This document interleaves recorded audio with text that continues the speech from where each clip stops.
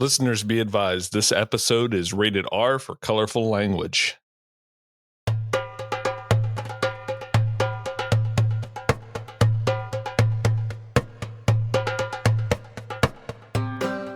All right, welcome to Season 2 of the Sporting Chance Podcast, your home for all things falconry and unconventional hunting techniques. This podcast is brought to you by MountainStateFalconrySupply.com. Check out Heather McNeamer's store for your East Coast falconry goods. And also, this podcast is brought to you by MidnightFalconry.com, the makers of the tightest braided equipment on the market. Check out supporter of the show, Sean O'Neill's Kennel, Clover Creek Canine on Facebook. Your source for performance canines since 1983. And let us not forget our boy, Seth Roy, at NorthMountainGoshawks.com. And if you'd like to support the podcast, visit SportingChancePod.com for all of your merch needs.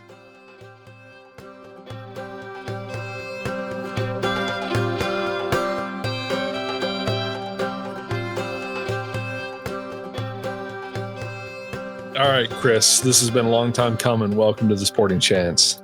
Thank you for having me, guys. It's an honor to have you on, man. Heard a lot about you. Thank you.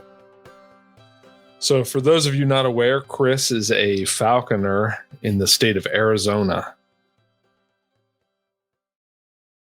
They can't see you nodding your head, Chris. I am a falconer in Arizona. And me and Chris hit it off. I think we followed each other on Instagram a while ago, but once we started the podcast, Chris sent me a couple messages about episodes, and then we became fast friends. You've never been able to get my messages to stop, have you? I'm always what's this guy talking about? And he operates off of those weird, used to be WhatsApp and now it's Signal. So he doesn't do text message. He doesn't do Messenger, none of that. He's off the radar. I try. It's hard though. A lot of people don't like those third-party messaging apps, but they fix the Apple Android fuzzy video thing. There's a few other benefits to using it. I like it. Casey, one of our good friends, can he receive pictures still? If you want to send him a picture, you have to send it through WhatsApp, right? Yeah. It's like the only reason I have WhatsApp is because my former sponsor, it's like all he uses, and he has an Android. So, and WhatsApp is tricky because if you accidentally link it to because you can link it to your Facebook, then all these random Middle Eastern people start messaging me and trying to call me at all hours of the night.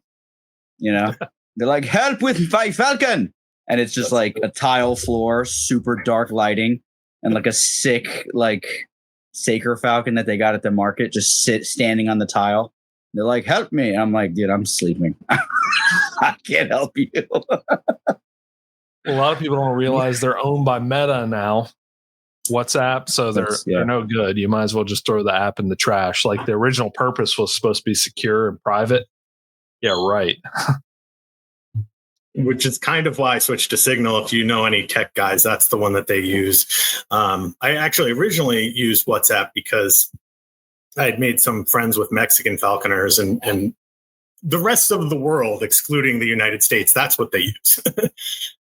Maybe Canada also uses the regular messaging app. I don't know. But WhatsApp seems to be universally used across the globe. 100%. 100%. Yeah, when we had Paco from Mexico, he's going to come on the show, he's just giving me a hard time. When he came hawking with us in Jersey a couple years ago, he took all these videos and stuff, and he couldn't Instagram's all blurry, Facebook's blurry, so I had to get WhatsApp, and then he was sending me all the videos through there, and it was nice and clear.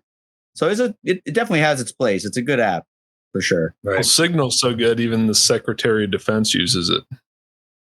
Yeah, and he leaked stuff, right? Wasn't that what happened? Yeah, he sent war plans to his mother-in-law. He's like, "Look, Mom, we're going to bomb this country." Idiot. The best and brightest, folks. Anyways, so Chris, I don't know. Where do we start, man? So how did you get into falconry? I have the all original story of my fourth grade teacher read us My Side of the Mountain. Oh God, dude, that's like the biggest piece of Falcon. It's really kind of crazy if you stop and think about how many Falconers that book has created. It's true. It's propaganda. It's a great story. I mean, while my daughter was growing up, in elementary school, I would go to Goodwill and buy every copy I saw, and I'd make sure every teacher had it in the classroom. I'd make sure like the parents that I made friends with waiting to pick up my daughter, I made sure they had a copy of it. You want that many Falconers out there? I don't, but like I was such a I don't know the right word to use. When I was a kid, I was a piece of work, I guess. I definitely didn't care about reading or books or sitting and listening to a story. And that one got me hooked. It's like for a long time, it was the only book I would really want to read. Gene Craighead George and Gary Paulson books are awesome for kids that are into the outdoors and survival kind of things. Casey, did you ever complete that book? Yeah, I was still stuttering my way through like the first 2 chapters. No, I read the whole thing. I don't just finished it recently. I started when I was 12, and then I just finished it now, 20 years later. No, I actually read the book because I was interested in falconry, not vice versa. And then when I read it, I was like, "Oh, this is all wrong." From what I read, wasn't he like catching squirrels with a peregrine and stuff or whatever? Yeah, everything. At one point there's a hound dog that's like flushing rabbits for him, I think. Yeah, I'm like, it's very when you're a falconer reading it, I don't know that it would be great, but for a kid that didn't really know, I didn't grow up in a hunting family, definitely not falconry. I didn't get into falconry into my 30s. I've gotten into falconry, I think it was 2018. I've got some land in northern Arizona, and I was working on a cabin with my buddy. He's just like, "Man, there are these giant jackrabbits everywhere. We should get hunting licenses and shoot them." And I'm like, "Well, then what?" And he's like, "Well, we'll skin them and sell the pelts." I'm like, "They're worth $2 or something." That is a ton of work to get $2 and does absolutely nothing for me. Up there, nobody's hunting the rabbits. You can get, 15 yards from them before they even run. But it, tripped in my head, falconry, that would be an amazing thing. So I started looking into it and buying books. That was during the summer when that had happened.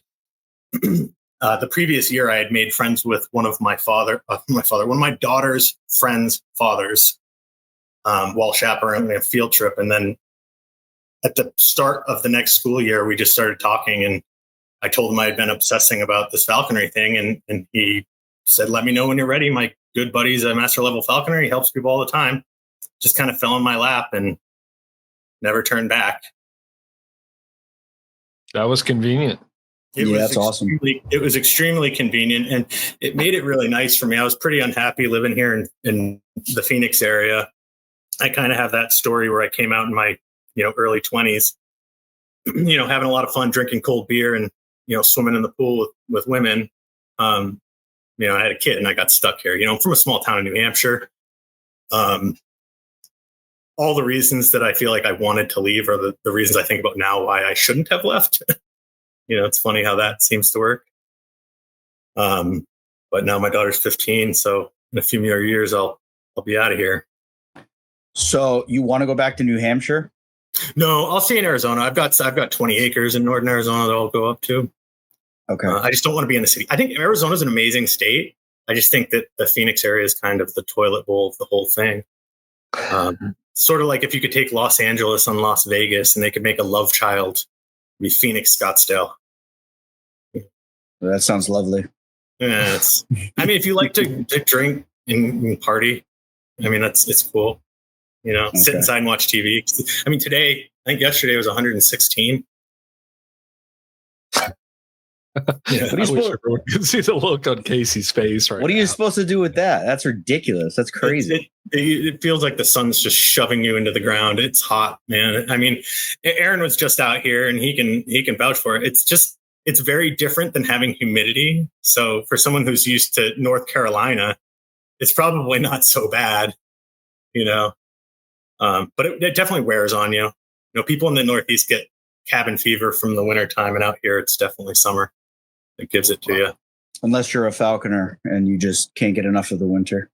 Right. I hate the summer with a passion. I just despise it. I'd be like the opposite of a snowbird that goes to like Florida in the winter. I would just go from one cold climate to another cold climate just to avoid the heat. It's like I cannot stand it. I don't think there's anywhere in the United States that's nice during the summer, though. What was it in the summer? I don't think there's anywhere in the United States that is nice during the summer, though. Even New York's nasty right now. San Diego. Oh, that's true, right? Yeah, that's best weather in the country, really. Yeah, that's a good point. I mean, I'd go up to Canada with like Mike Radford. I mean, the mosquitoes are so bad, though. He said they're like intolerable right now. Yeah, dude, when we were up in the North Woods, Casey, remember how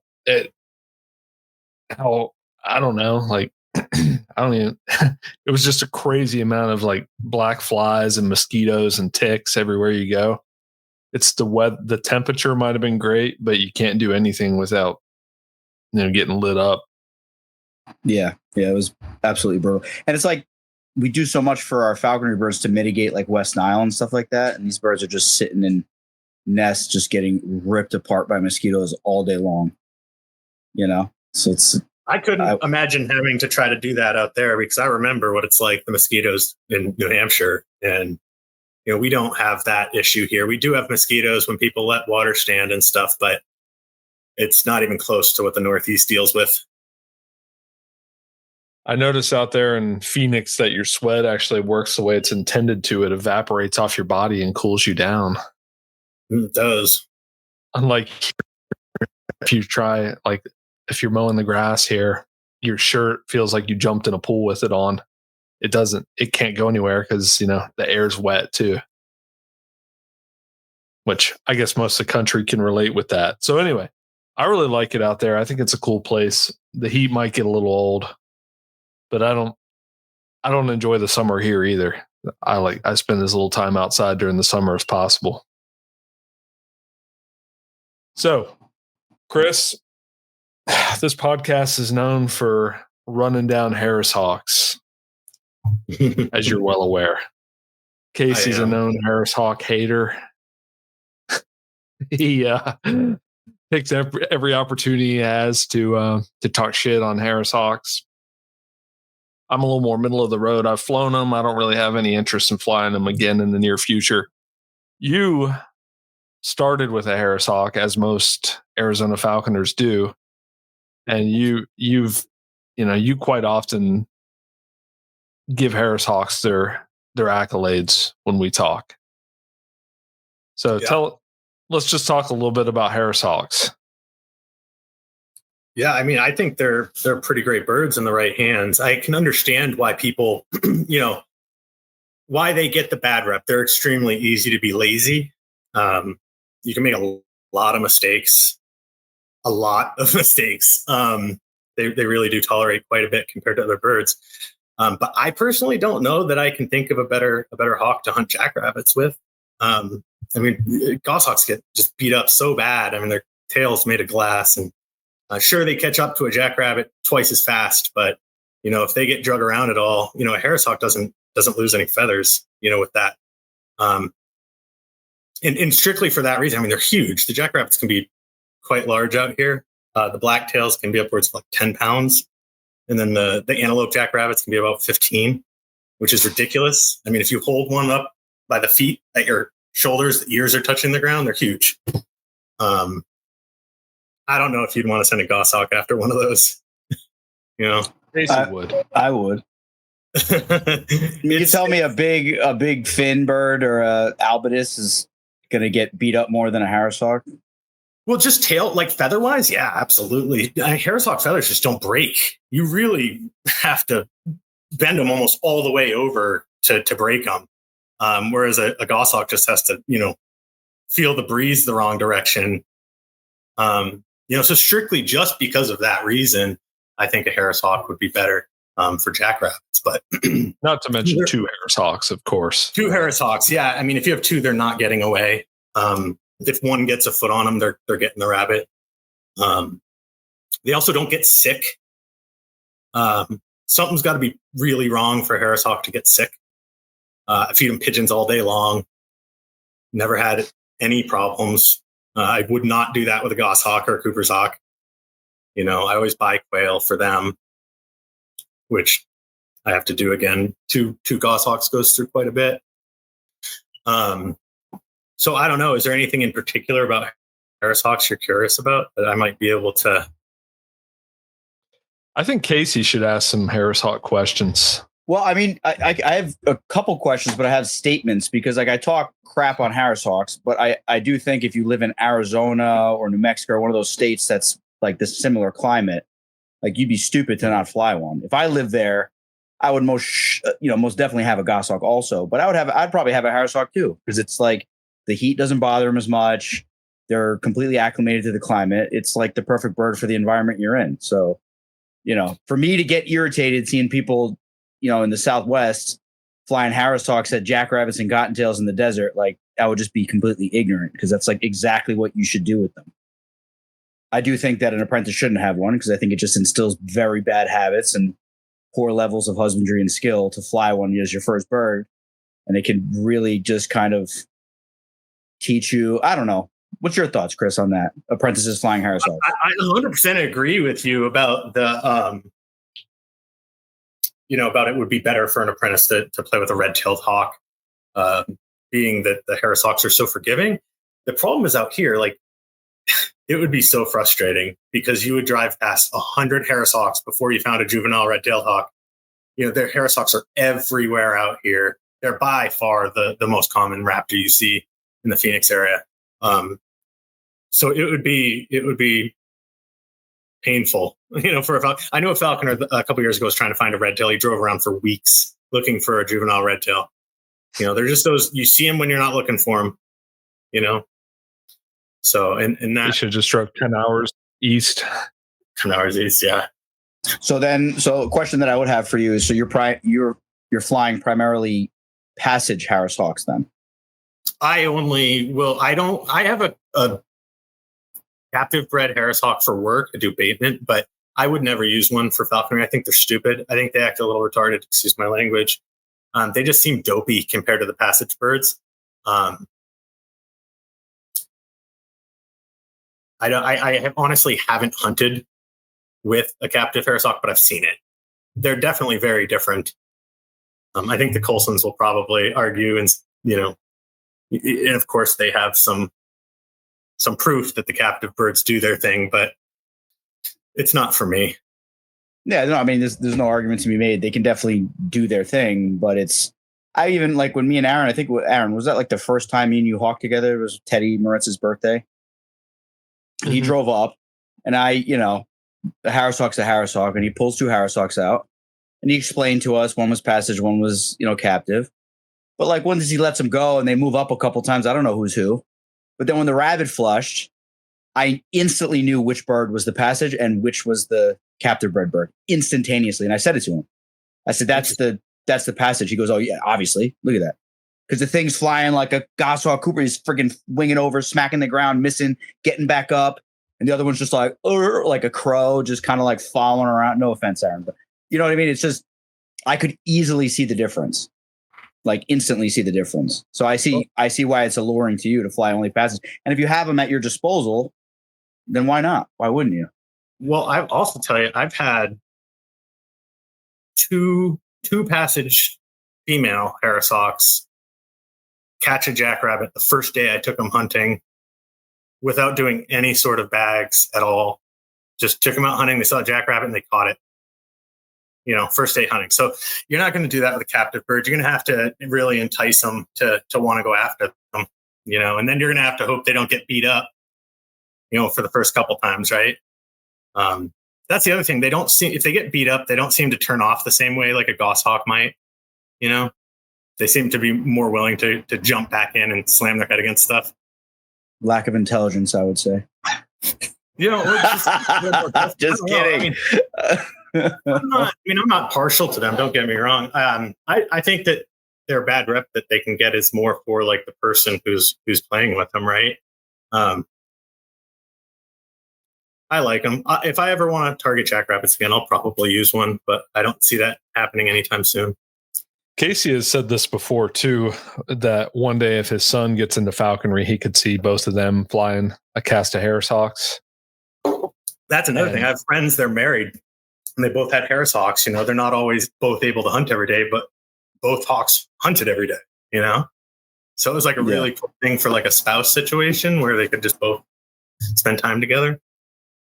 Yeah, it's the last thing my spouse would want. She'll sit on the couch. She'll sit on the couch and watch me do baggies with the owl in the living room. Living room? Well, it's a screech owl, so so I'm doing like sparrows and little hopper mice and stuff, and I'm trying to. It's a gamey little sucker, so that's like the extent of her falconry. She's gone hawking with me a couple times, but it's not like, I'm a dirt hawker. I'm running through bushes and bird takes off on a slip and I take off full speed and she's tiptoeing around stuff. And if I was a long winger or something and she could stand there with a turtleneck and like a latte, like these long wingers lean against the truck while you're lean against your truck with your blazer, your fancy shiny shoes, and just watch your bird fly. Shiny shoes. I thought long wingers wore flip flops. Well, it depends on the climate. Yeah, they're either wearing shiny shoes or they're wearing flip flops or they're wearing like penny loafers or something. Penny loafers and khakis to go hawking. Yeah, shout out to our long wingers. If you don't fly a goshawk or a red tail, like this podcast is designed to upset you. No, we're just joking. I'm just joking. We all have our thing. I think people get it. I it's just ribbing, right? I mean, Harris hawks are super easy. You should, even if you start with one, you should try to, venture out and dip your feet into something different. Most people will start with a Harris hawk, and then soon after they get a general, they'll go get a Cooper's hawk, against their sponsor's advice. People seem to think they're way more difficult than they are. They're definitely more difficult than a Harris hawk, but what isn't, right? Tell us about your experience with Cooper's hawks. Yeah, I was just going to ask, so it seems like that's a common bird for your area, but before you talk, where you live, and I don't know how to say this without just, because I feel like Aaron's setting me up to just talk crap the whole time. But when you're okay, I don't feel like that. No, but like when you're in a place like Arizona, in a lot of areas of Arizona, like I follow this, everybody knows already, I'm a plumber, but I follow like this home inspector guy, super famous. You know that guy with the hat. Yeah. And he's like literally standing outside of a development and he's like, all right, so I'm getting ready to go in for my inspection. And this guy pisses, like he probably has death threats from these builders because he finds the most shoddy work ever.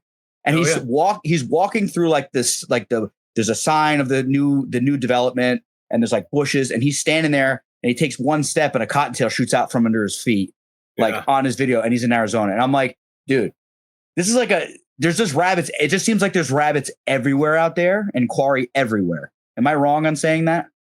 Yes and no. I mean, there's definitely no game in Arizona. No, but it depends on where you are. If you're hunting in a wash that's between neighborhoods, there's going to be loads of cottontails, loads of them, because they're not afraid. They're not being, there's people walking on the walking path right there, and they live in the bushes and they just sit in the bushes and you kick a bush and 5 run out, right? If you go into like the desert, more like places where I like to hunt, it's not like that, not at all. Most of the places you're seeing people hunt from Arizona are the same place. Pretty centrally located between Tucson and Phoenix. Okay. And they're sage fields, and that's where all the jackrabbits are. They're only going to be where there's sage fields. The jackrabbits don't deal with development the same way. There really aren't that many of them here.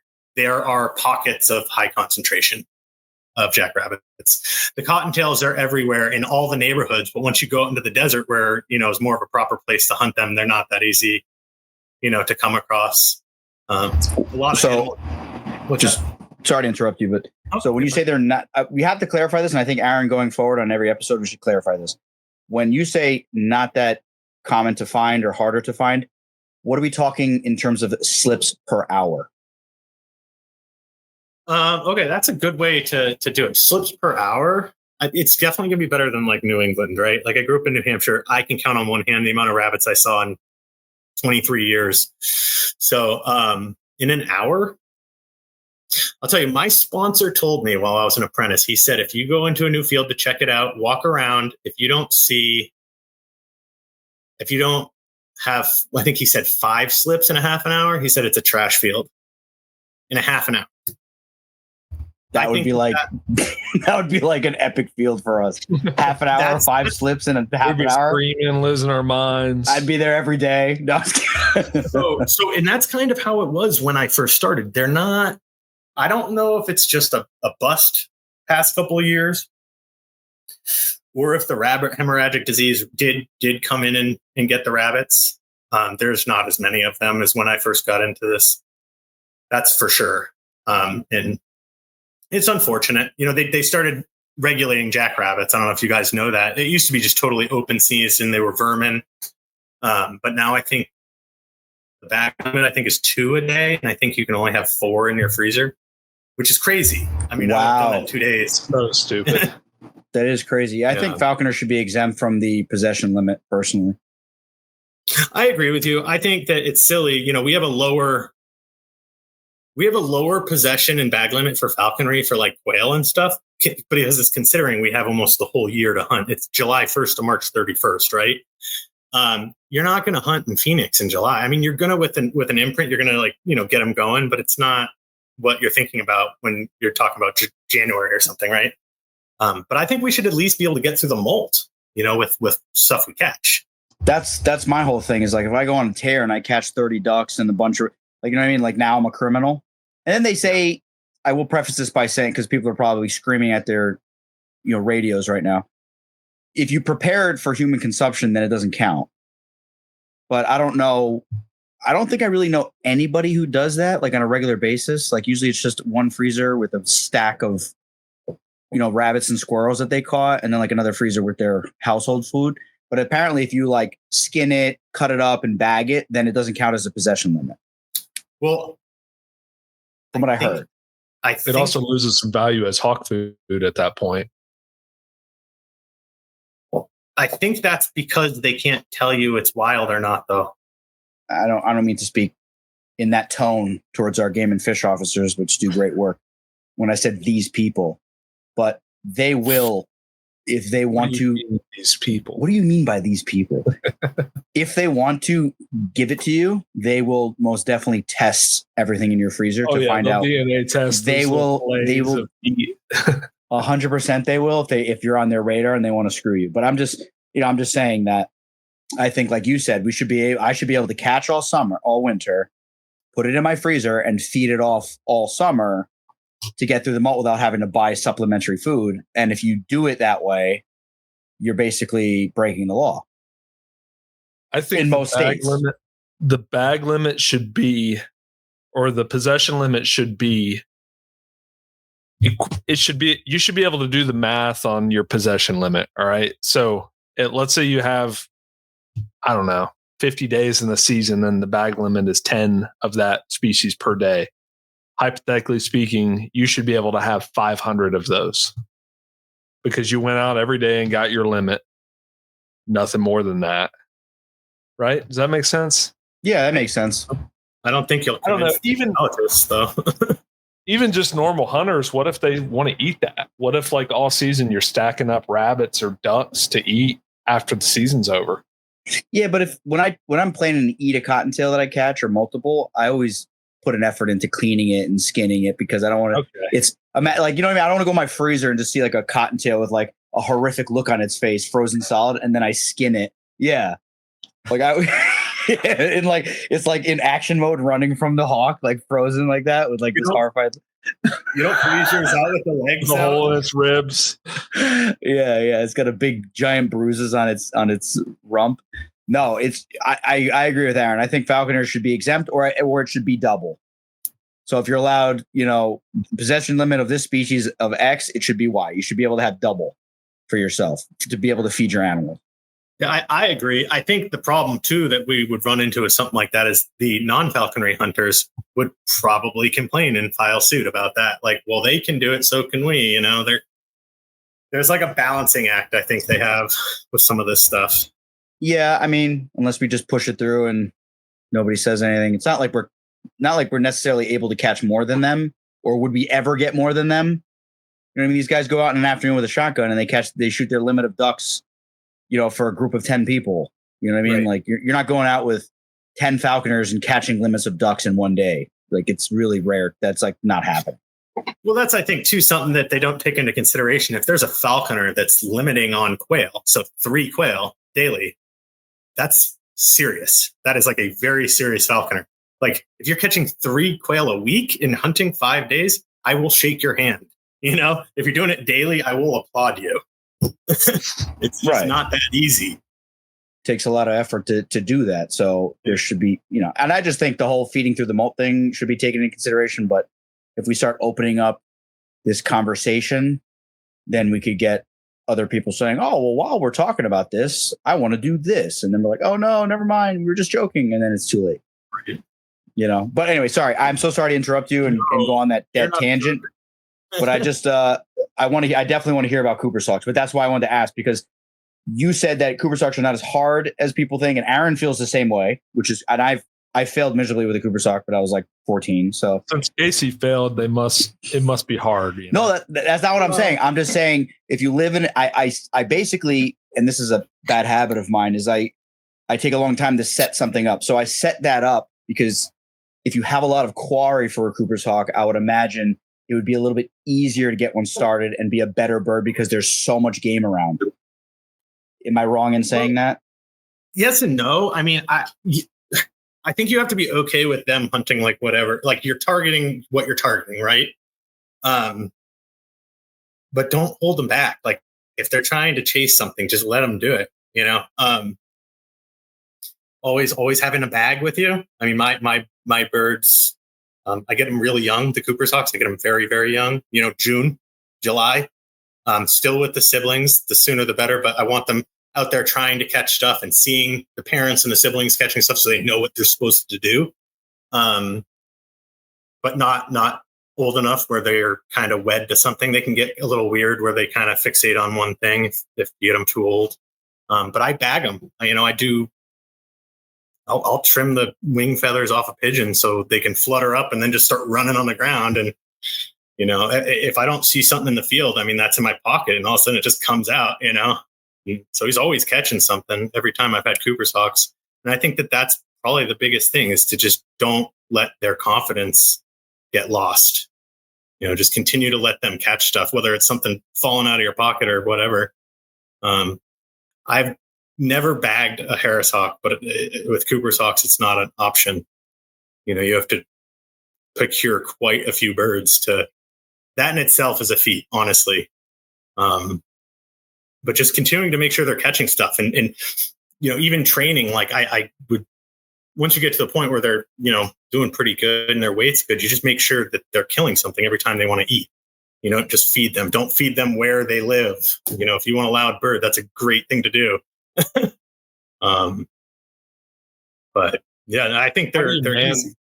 How do you man them? How do you man them? Very similar to a Harris Hawk. All the time that I'm home, I just have the bird on my fist.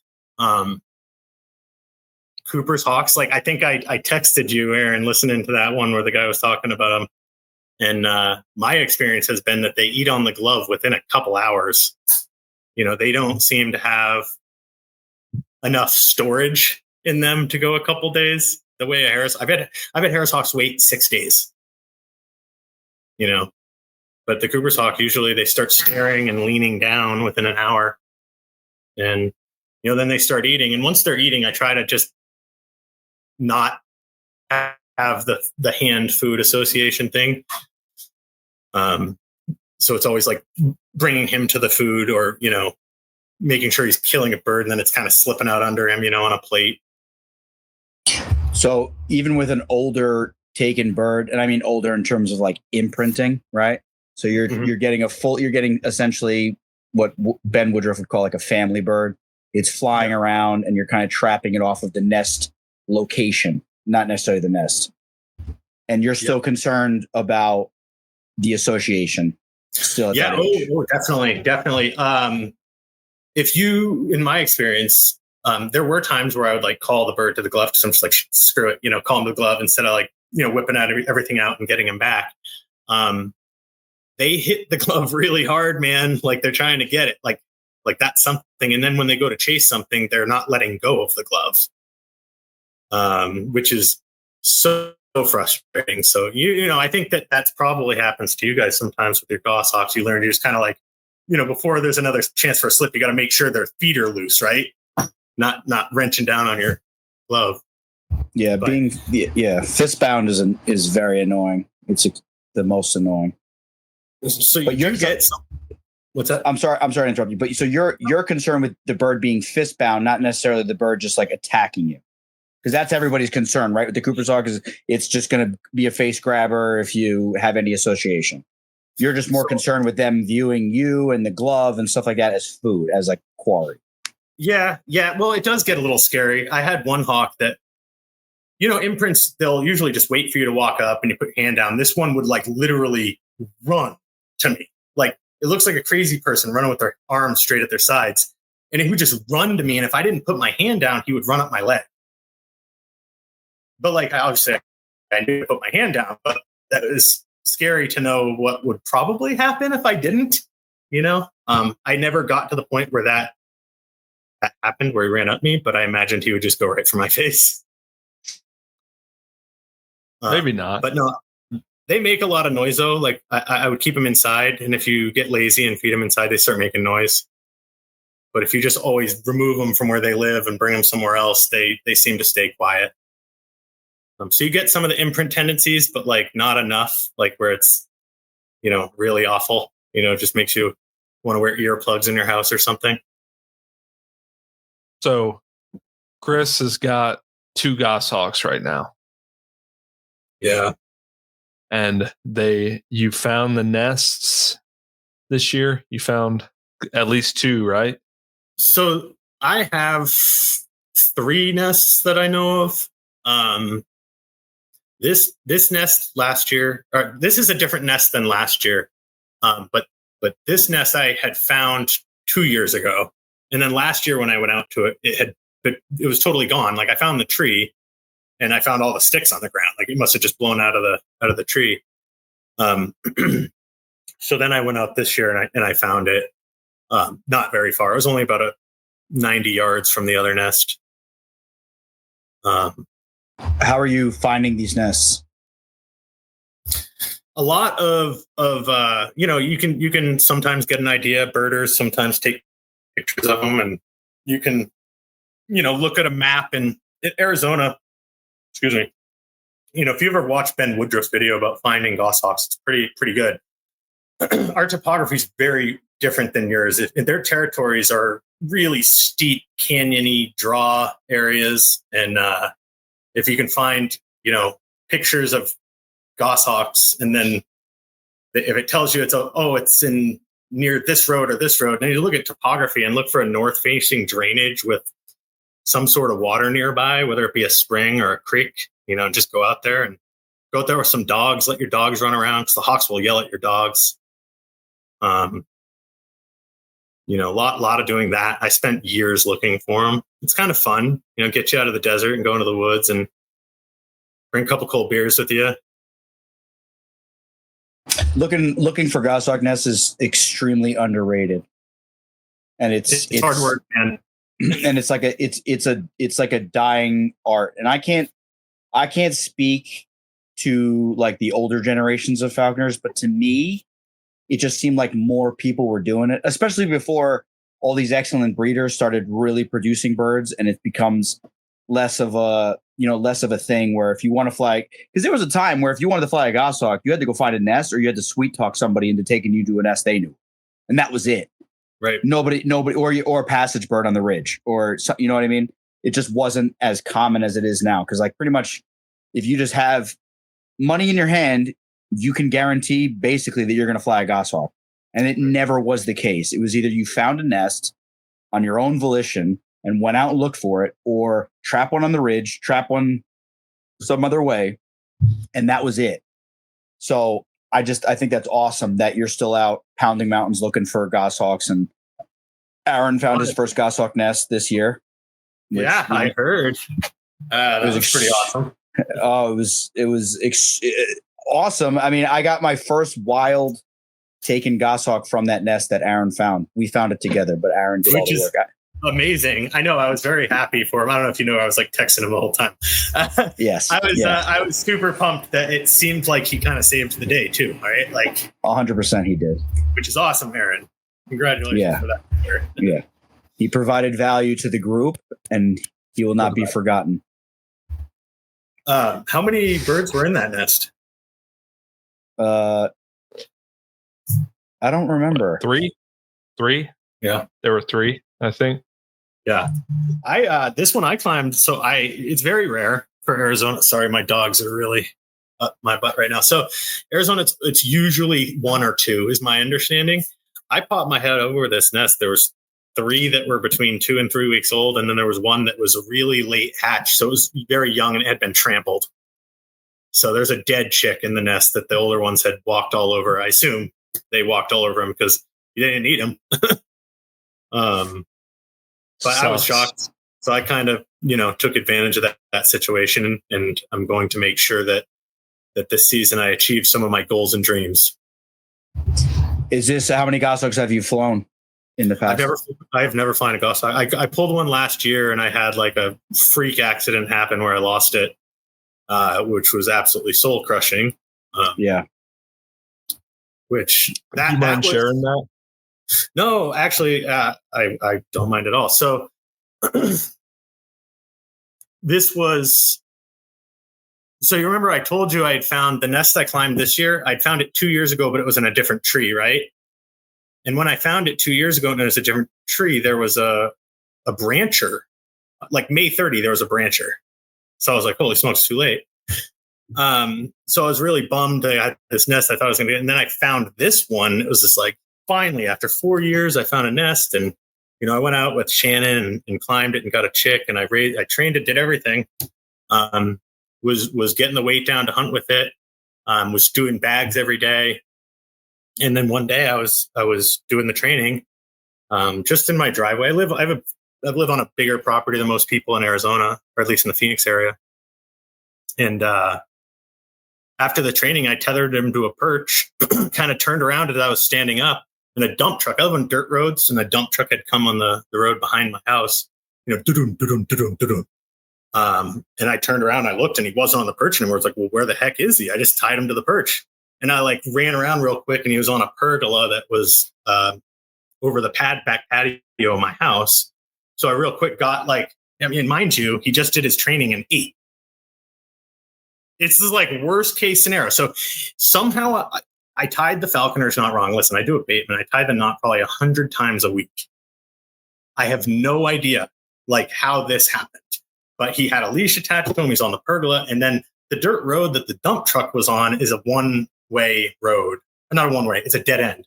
So then it went back by the other way. He just turned around and flew off. By the time I got to the other side of my house, I didn't have any clue where he was. I spent the next, and mind you, it was September. It's 110, 115 degrees. Goshawk with a leash. I took 2 days off of work. I searched and searched and searched. Literally walking around my neighborhood, knowing that I'm not going to find him at that point. But I just had to actually feel like I tried enough. Unfortunately, right after it happened, I don't really have, a lot of people I call to be like, hey, I need the army out here trying to find this thing before he dies. But I did my best and I wasn't able to find him. So I ended up with a Cooper's hawk, and the Cooper's hawk was just a huge headache. But that's brutal, man. I'm sorry to hear that. I know a few friends of mine that similar things happened, and it's a really dumb way to lose a person. Super frustrating. Yeah. And I think a lot of us, if we really admitted it, we've done similar things, had mistakes similar to that. And I mean, it's pretty much just part of the sport, accidents like that. Just one little thing. You should see my knots now. You're doubling them up. Not getting out. It's not, there's no way that they can get it off. Yeah. We all make mistakes. Yeah. I got this bird. We pulled it at 23, 24 days old, super skittish, hates me, scared of me. I'm just trying to work with it. I have it out in a nest platform, butting up against another weathering area. So I have a nest platform with a net, with the nest and water bowl, but then it can look on the other side of its nest bowl and see into my other goshawk's chamber. Actually, the goshawk from Jason Norman, a fellow Arizonan, and so I'm basically trying to use that bird to man this bird down, to calm it down. So I go in, I feed it, I sit with it, I watch it pluck. It has no fear of me. And you could see that little bastard looking over the nest bowl, like all confused. And then I, right. All like, what's going on here? And then I go in there and now I'm just dropping quail and, San Juans, and he's just coming down off the nest bowl and killing them. And I kind of sit there for a little while, let him pluck and eat, and then I leave. But I went in there, dude, I left the door open and he's like hacking and all nervous, and I'm doing something. And I'm like, the fucking door is wide open behind me. Like, what am I doing? Yeah, don't do that. He didn't know. I know. And he didn't fly out or anything. But I'm like thinking to myself, like, yeah, he's still an imprint. He's only like 35 days old, but he could easily fly right out that door. I mean, he'd probably hang around realistically, but you know what I mean? Like we all I just didn't pay for my mistake. Right. In that moment. But I made a huge mistake and I could have lost that bird right there. Well, dude, they're like the most judgy people ever. So it's like nobody gives you any slack if something like that happens. I mean, that's not true. Some people do, but a lot of people are like, oh, that idiot. Yeah. It's just part of it, Yeah. We talk about it on like almost every episode, how loving and accepting our community is. It's just, we're so lucky to be part of it. Right. I just wish people would be a little bit more like understanding. You know what I mean? Like we all make mistakes. Stuff happens. Yeah, it's just it's besides its egos, right? There's a lot of clicks. There's some bravado, right? And it's competitive. Like men can be competitive, and women, obviously, mostly men here, though. So that's why I say that. But I think that it's just part of it, unfortunately. I like what you're doing, though. I think that you're almost using that Jason's goshawk or your goshawk from Jason as a surrogate. I've done that before with. When I raised the greyhawk that I had, I actually raised it in a room with a Harris hawk right in front of it. So like that bird, that greyhawk wouldn't see me for 45 minutes before it ate. And it was just staring at a Harris hawk the whole time. Oh, wow. And then the cat feeder would like turn and show him food. Right. Oh, that's cool. Yeah. That's, and I didn't come. Yeah, it's a pain in the ass. But I'm being very overt with everything. I'm probably going to pay for it later with Jason's bird, because I just go in there and just hand it food just to like blatantly show him. But I have him trained though, and I actually made a couple of videos. I got this bird now where I'll literally hold the food right out in front of her face, and she will turn her back to me and jump off her block perch away from me, land on the ground, turn and stand, and wait, and then I toss her the food. She doesn't get any food if she comes towards me. I think that's a great thing to do. Anything you can do to. Yeah, and I'll probably pay for it, but I'm like, you know what? I want this other bird to see this and kind of, it still cacks at me. It's really not like, I'm a little nervous. Like I've flown a bunch of imprints, but I never had one that was like just blatantly afraid of me. And it's like afraid of me. And I mean, it almost makes me wonder if it will turn out more like a parent reared bird or something. Because there's or worse. All the cons of a parent bird with none of the pros. Yeah, because it's like it's like an imprint, and I can't like, you know what I mean? Like I can't man it on the glove like in the house. I can't, like it's too young to like tether it and hold it and like restrict it. And if I did hold it and restrict it, I think it would just exacerbate the fear and make it worse. So I'm kind of just doing everything from a distance. And I'm kind of winging it. I got Steve Lehman on the phone with me, helping me through it. I got Phil Aaliyah, my former sponsor. He had one of his best. The first bird I ever flew actually was a similar bird that like jumped out of the nest and like flew away, and they grabbed it, and it was like super fearful. And that bird ended up being like a complete monster, like awesome bird, like zero issues at all. To the point where he told me, I'm busy with work. Go fly this bird. I would just walk in the chamber, pick it up, put it in the box, go to a field, take it out, put the transmitter on it, and catch a duck. Like just not, like, you know what I mean? Like it was completely fine. There's also a female, which there's something to be said for that. But so I'm like kind of hopeful that this bird will be okay. But I don't know really what I'm doing. I'm out of my element with this bird. I'm kind of surprised with the amount of experience that you've had that you're even asking anybody. I mean, obviously you're always able to learn, but I feel like it gets to a point where you just start confusing yourself when you ask people. It definitely does. I screwed myself up with like my first Goshawk because I took like 4 or 5 guys I respect. I took all 4 of their advice and like did it all in one bird, and it was a mess. And I really should have just stuck with one person. And that's what I did with my third Goshawk, which was Karen. And I stuck with one person, followed his instruction, and obviously everybody knows that that bird turned out phenomenal. But yeah, this bird's throwing me for a loop because I'm real nervous. Like, it's not calming down at all. It's like Groundhog Day with this bird. I'll probably calm down once you touch his weight a little bit. Yeah, which I'm not doing because he's still growing feathers and all that. You know what I mean? I'm not trying to, but enough about that. I'm just using that as an example to say that we all make mistakes, Right. and we'll learn from our mistakes. I definitely learned from mine, man. My knots are serious. I mean, they're overkill. Good. Yeah. So, Chris, what are your hopes and dreams with these birds you have? I mean, I've always just wanted to fly a Goshawk, man.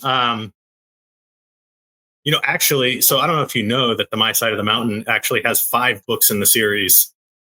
And I believe it's the second book. The kid's sister comes out and like tries climbing a goshawk nest. So this is like where my introduction to goshawks came, was also from this book. And right there, you just instantly learn that, these are like the Ferrari of falconry hawks, right? Like, these are the ones that people want. And, of course they just look so cool. Right. So I've been bit by that bug for quite a while. I just want to be able to hunt quail with a little bit bigger of a bird than a Cooper's hawk. The male Cooper's hawks that I've had, they can't really hold on to them. So I just want to hunt quail. I want to be able to catch them on the rise. I don't want to slam them on the floor. And basically just that with a goshawk, right? Last year that really, I had a really bad year last year. Like, personally, it was, really awful for me. So when I got the goshawk, I was floating, I was on cloud 9. I felt like everything in life was kind of getting a little bit better. And then when I lost it, it was just like, okay, here we go. Yeah, I mean, nothing crazy. Just want to fly goshawks. Don't want to lose a bird. I want to actually fly a goshawk. So if something happens, I want to still have one. Did you get 2 out of fear that something could happen to one and you wanted one? I did. That I had kind of thought that I wanted to do that anyway, and I tossed the idea around to some friends, and everyone's like, "You're crazy, and I'm like, "I know." And when I popped my head over and I saw all the chicks in there, I was just like, "Oh, I guess I'm doing it." Yeah, it's fully legal. Most states you got to leave one in the nest. So. Yeah, well, that, I don't know. Did Aaron tell you about that? I heard a little something that it was a little contentious and you had to deal with a couple things. I don't know if you want to talk about it, but you can. Yeah, I mean, I'm not going to sit here and just say bad things about people, but I think explaining the scenario is definitely something people should understand what happened, because it's probably going to happen to other people. So I captured these birds on a Tuesday, and I might say something wrong. This is weeks ago, so I might have dates or days of the week wrong. It was a Tuesday. I captured it. Got home at 10 p.m. So I didn't email them or anything. I had to work the next day. I went to work. Got home from work and immediately emailed them. Let Game and Fish know. Now, our previous falconry coordinator that we had was really uptight about making sure everything was done exactly how it's supposed to be done, not a second later than it's supposed to be done. And that she really conditioned me to believe that birds had to be banded within 5 days of capture. Not, you have to let us know within 5 days of capture. So this is what I was under the impression of. So I was, I didn't hear back. Wednesday, Thursday, didn't hear back. Friday, I decided I'm going to call again, Game and Fish. I call Game and Fish, get the guy's email or voicemail again, leave him a message.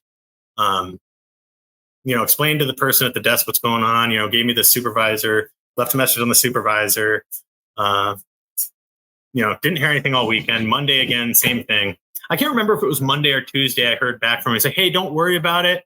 I know you're concerned about being in compliance, but you let me know. I did see this last week, and I made a note that you told me you're totally fine. So he's acknowledging that he got the message, the day after I gave it to him or whatever. So we set a date where I was available to go in, and it ended up being a Monday, which was almost 2 full weeks after I captured the bird. So I go in there, and he's standing there with a game warden. So I go into the game and fish office and the falconry coordinator. Mind you, I've never met this falconry coordinator. It's the first time I've met him. So my first impressions of this is the falconry coordinator, standing there with the game warden telling me I have to give them the coordinates to the nests and that they have full intentions to verify that I left a chick at the nest site. I brought to his attention that a lot of things can happen in 2 weeks. And they understood, and they had full intentions to do whatever if there wasn't a chick there. And mind you, I brought my daughter with me to climb this nest. It's the first time she came with me. She's searched for nests with me a bunch over the years. So she come out with me. We made this memory together, and getting the birds banded would have been like the conclusion to our memories that we were making involving these birds. So to have them treating me like a criminal in front of my daughter was pretty awful. I mean, they were nice to me, but you can still stroke my hair while you screw me, right? So they took my ID and my hunting license, and they ran them. They put them in the photocopier. They had all their ducks in a row, so if they wanted to nail me to the cross, they were going to.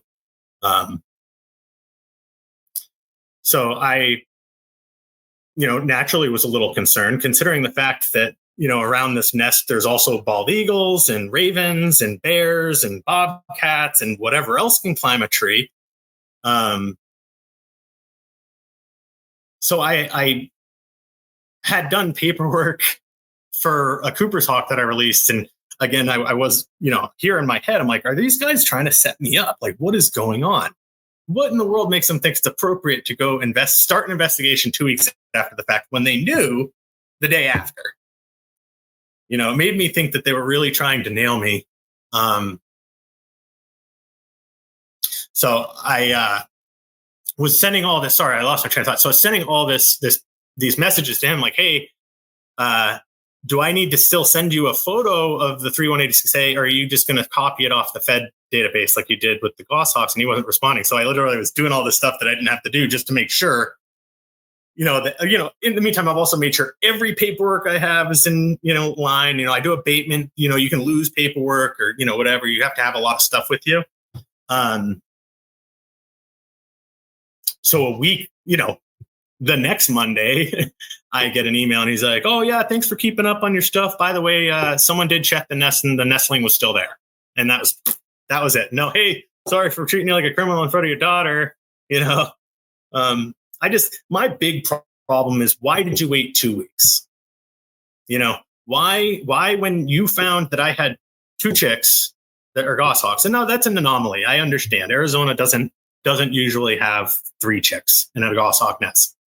But why they wanted to wait 2 weeks is what really bothers me about that. Because there's so many things that can happen.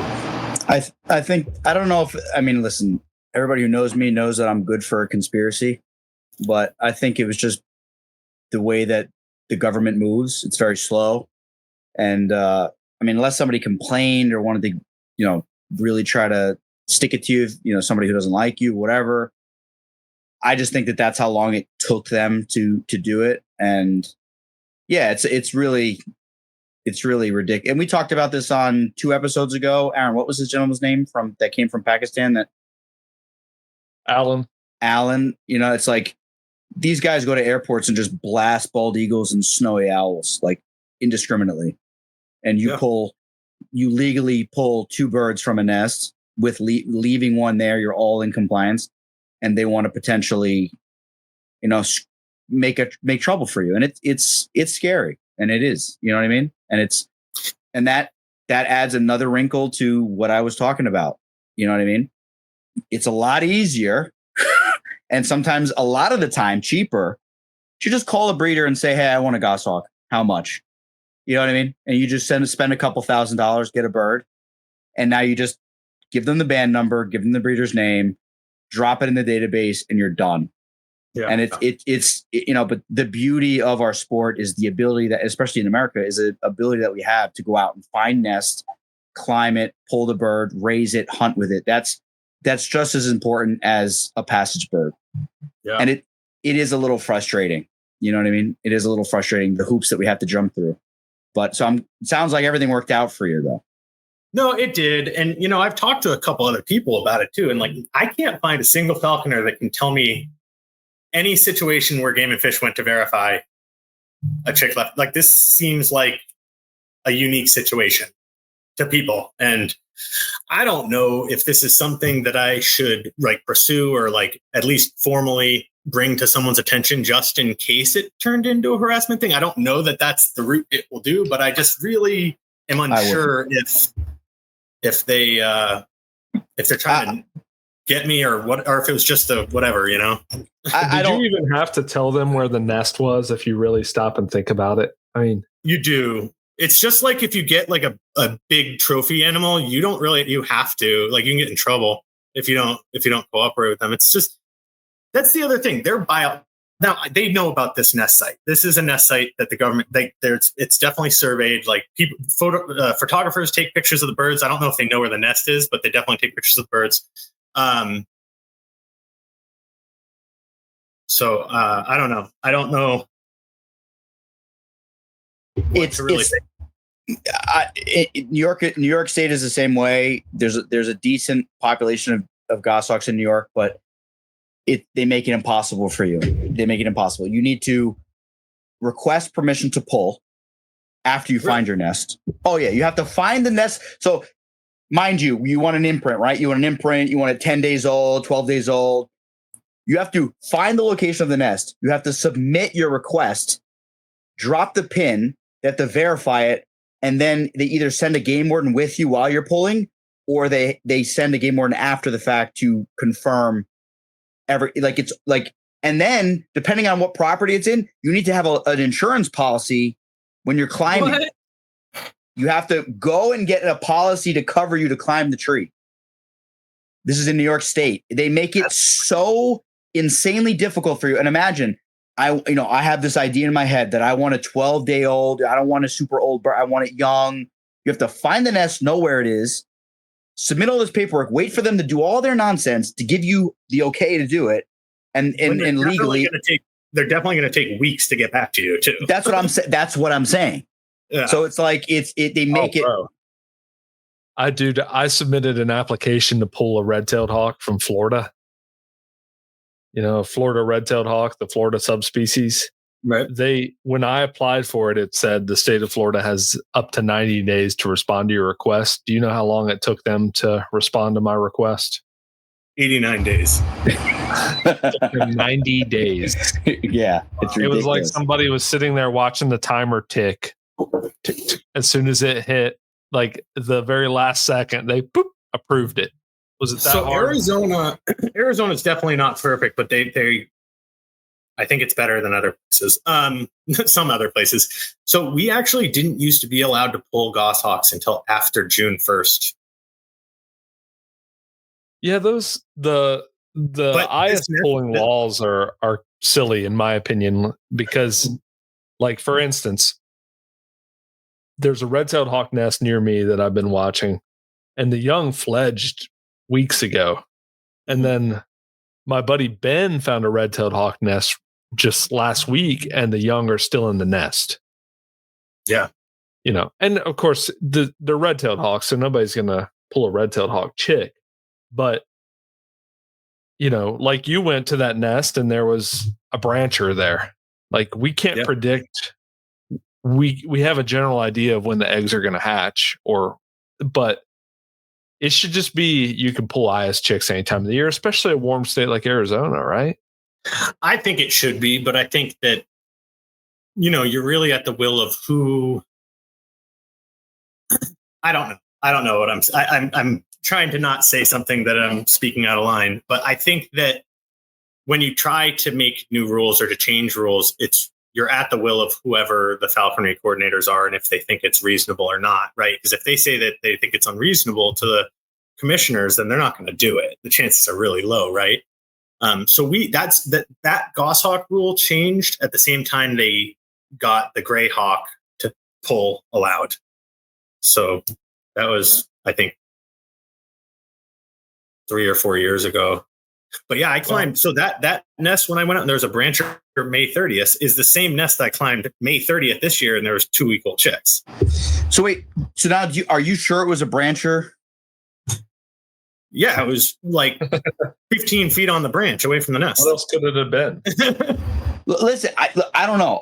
I have a red-shouldered nest in my yard, and I saw a food transfer go on, and the female of this nest is a full juvenile. And when she flew out to take the little sparrow from the male, who's an adult, she was doing the little baby thing with her wings out, mantling, screaming. Oh, I see what you're saying. I see. And I was like, are these birds fledged already? But if it was in my yard, if I saw it in the woods, I would be like, oh, they're fledged already. Okay. No, that was the female for the nest. So I'm just asking, like, because that seems super early to me to have fledged young. So it was super duper early, and I had known people that were aware of this nest, and they were like, yeah, that's definitely really early. My best guess is one of the parent hawks is different than it used to be. So they probably have a different schedule. I mean, just a month early seems extreme. It really does. But I mean, you guys are hot. You get hotter before us. I would imagine everything is sped up. What's the elevation of the nest? Do you know? Or the general area? This one, I want to say it's like not even 6,000 feet. 6,000? It's not even 6,000 feet elevation. Yeah. The one that I climbed at last year is at like 7,500 feet elevation. Yeah. So mind you, you're at 70. That's high. Yeah. Try climbing a tree when you're used to 1,000 those mountains feet. are huge out there. Dude, I can't even walk up a flight of stairs in like sea level, bro, without losing my breath. No, there's nests. There's no nests in New York that I was at that I found in the past, and they're only at like 1,500 feet. Yeah, so the Northeast. 10,000 is crazy. So and me and Aaron's nest was what? Aaron, sea level, basically. Oh, that was nuts. So this nest I climbed was 5,400 feet elevation, which is low for Arizona. They're usually above 6,000. Okay, so that's pretty high. I mean, just I don't know everything, but that seems like a pretty high altitude. Below 6,000 feet in Arizona is usually not forest. Right. Yeah, it's a whole different climate. Yeah. So that's a fun fact about Arizona that a lot of people here don't even know is 25% of the state is a forest. Interesting. How much of it's a desert? It's a really cool state. You can have a lot of fun here. You just got to get out of Phoenix. It's just super. And I got an argument years ago with the Falcon. I'm not going to say his name because we're cool now. But he said something, and I was like, "Oh, I'm getting a new Goshawk." He's like, "We'll just pull a wild one, bro." And I'm like, "Yeah, it's not that easy, bro." And he's like, "Why is it not that easy?" I said, "Do you know where I live?" He's like, "We'll just get out there and look." I said, "I look every weekend. I've been looking every weekend for the last 3 years. What are you talking about?" And then he's like, "Oh, well, I don't think it's really as difficult as you think." So I screenshotted New York State. It's just a sea of woods and mountains. And then I screenshotted the state he lives in, which is similar to yours, not the same state, but similar. And I said, so in these pockets, there could be a goshawk. So now I said, now it's narrowed down to these areas. I said, can you point on the map of New York where there'd be a nest that I should start my search? Where should I start my search? It's literally a needle in a fucking haystack. You start your search in the Catskill Mountains where my side of the mountain takes place. Exactly. And then you go all the way up to the Adirondacks and you stop when you get to Canada. There you go, right? It's not that hard. Come on, just get out there and look. It would be, so I had talked to Aaron a lot before you guys had gone to Maine, and I was looking at the topo and I'm like, I would not know where to start with the lack of topography. I wouldn't know where to start. Honestly, I would look for water, a creek. Oh, dude, but the problem with that is there's water everywhere. New York is the same way. We don't have creeks, right? If you have a creek out here, it's like not super common. So that's another thing I guess wouldn't work there, right? No, you can. Listen. I've spent I'm probably close to a couple thousand hours in the woods looking for nests. In the spring, looking for following the water thing, especially in New York State and the surrounding states that are legal. There's water flowing this way. There's water flowing that way. You could literally waste your entire life just following streams and creeks, looking for a nest, and you'll never find it. I think the only way I would even try there is I would try to go out in like July or August when there's already chicks making noise, and I would go out right at the butt crack of dawn, and I would bring dogs. You know, we thought about doing that. 100%. We thought about doing that. We thought about setting up a lure pole. In those, there's like there's agriculture up there in those mountains in New York. We thought about doing a lure pole and then tossing a hindered pigeon with a backpack transmitter on it in that time of the year. If it's an adult making passes at your pigeon, chuck out a hindered baggie, let it grab it, stay hidden, then just track it. Like we thought about we thought of a million different ways to. I thought about getting up on a mountain in the morning when sometimes the tiercel and even the female will get up and kind of soar around and patrol the area and just kind of see where they tuck back in and do it that way. I mean, it's like. It's so when you're like, even where you are, dude, it's so hard to find nests, period. End of discussion. It's so hard to find them. Goshawk nests very specifically. It took me 4 years to find one active. And that's an accomplishment, man. You should be proud of yourself. And I told Aaron too, because Aaron's like, all right, we're going up. We already dropped the state that we went to, but so Aaron's like, I got this pin. I got that lead. Somebody gave me a lead here. Let's check this. I did my research. Let's start here and then we'll hike through. And we were just like rolling the dice, hiking around.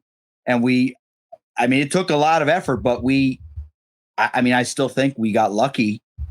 You did too with how dense your forests are compared to ours. Like ours are different. Like New England forests are so thick. I mean, I would imagine it's even hard to see a nest in the top of a tree just from the floor, right? Because there's so much blocking it. Here it's like the pine trees, the ponderosa pine trees don't have anything on them until 50 feet in the air, and that's all they are. They're just pine trees. There's not oak and maple and whatever else. Yeah. And that's the other thing is that we've gone to Maine in the past. I've gone to Maine in the past, and we have good friends up there that are like literal like gems of human beings, like the nicest human beings, but they just love finding goshawk nests, and they put so much time and effort into it. And the one year we had 4 active nests that they found, and I didn't pull a bird or anything, but we went and I was part of the whole search. And it's like a 2-hour drive from one nest, hour and a half to the other nest, and 45 minutes to the other nest, and then 3 hours to the other nest. Each nest location was completely freaking different. Yeah. One's in a deciduous tree in the middle of the deciduous forest. No, they like transitional forests. They like streams. Like it was just a random like birch tree in the middle of like a billion miles of wilderness just sitting there that they happened to find. The other nest was a grove of pines, like where you would traditionally think, oh, it's like a free stand of pines, mature pine. And they were right there. Then the next one was like down this logging road, up over the mountain, back in here, tucked in there in this little tiny skinny tree. It's like, it really is a very difficult thing to accomplish. And, and Aaron, I just tried to drill in his head the whole weekend that he should be proud of himself for what he did.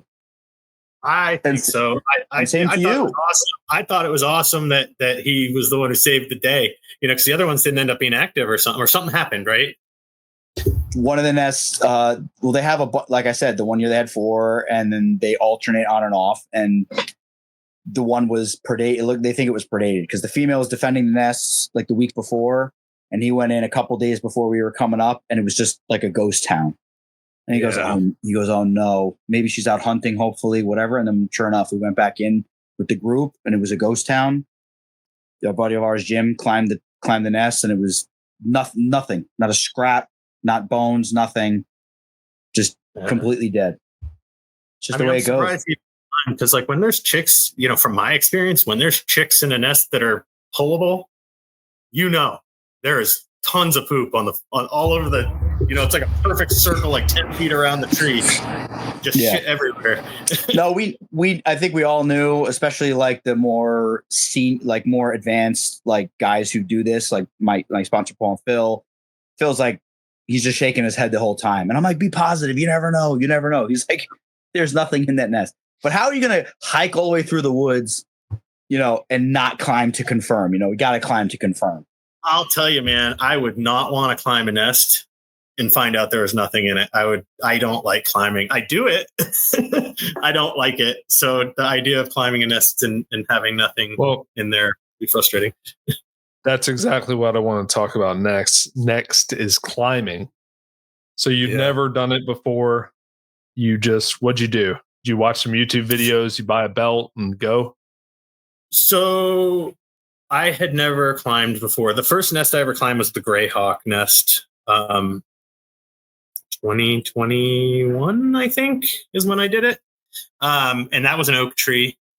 I climbed with, and I'd never done it. No, it wasn't my equipment. I used ascenders and ropes for that tree, which is very easy to climb with ascenders and ropes, as long as you don't have to break the widow makers, like the dead branches under the nest that you've got to navigate around.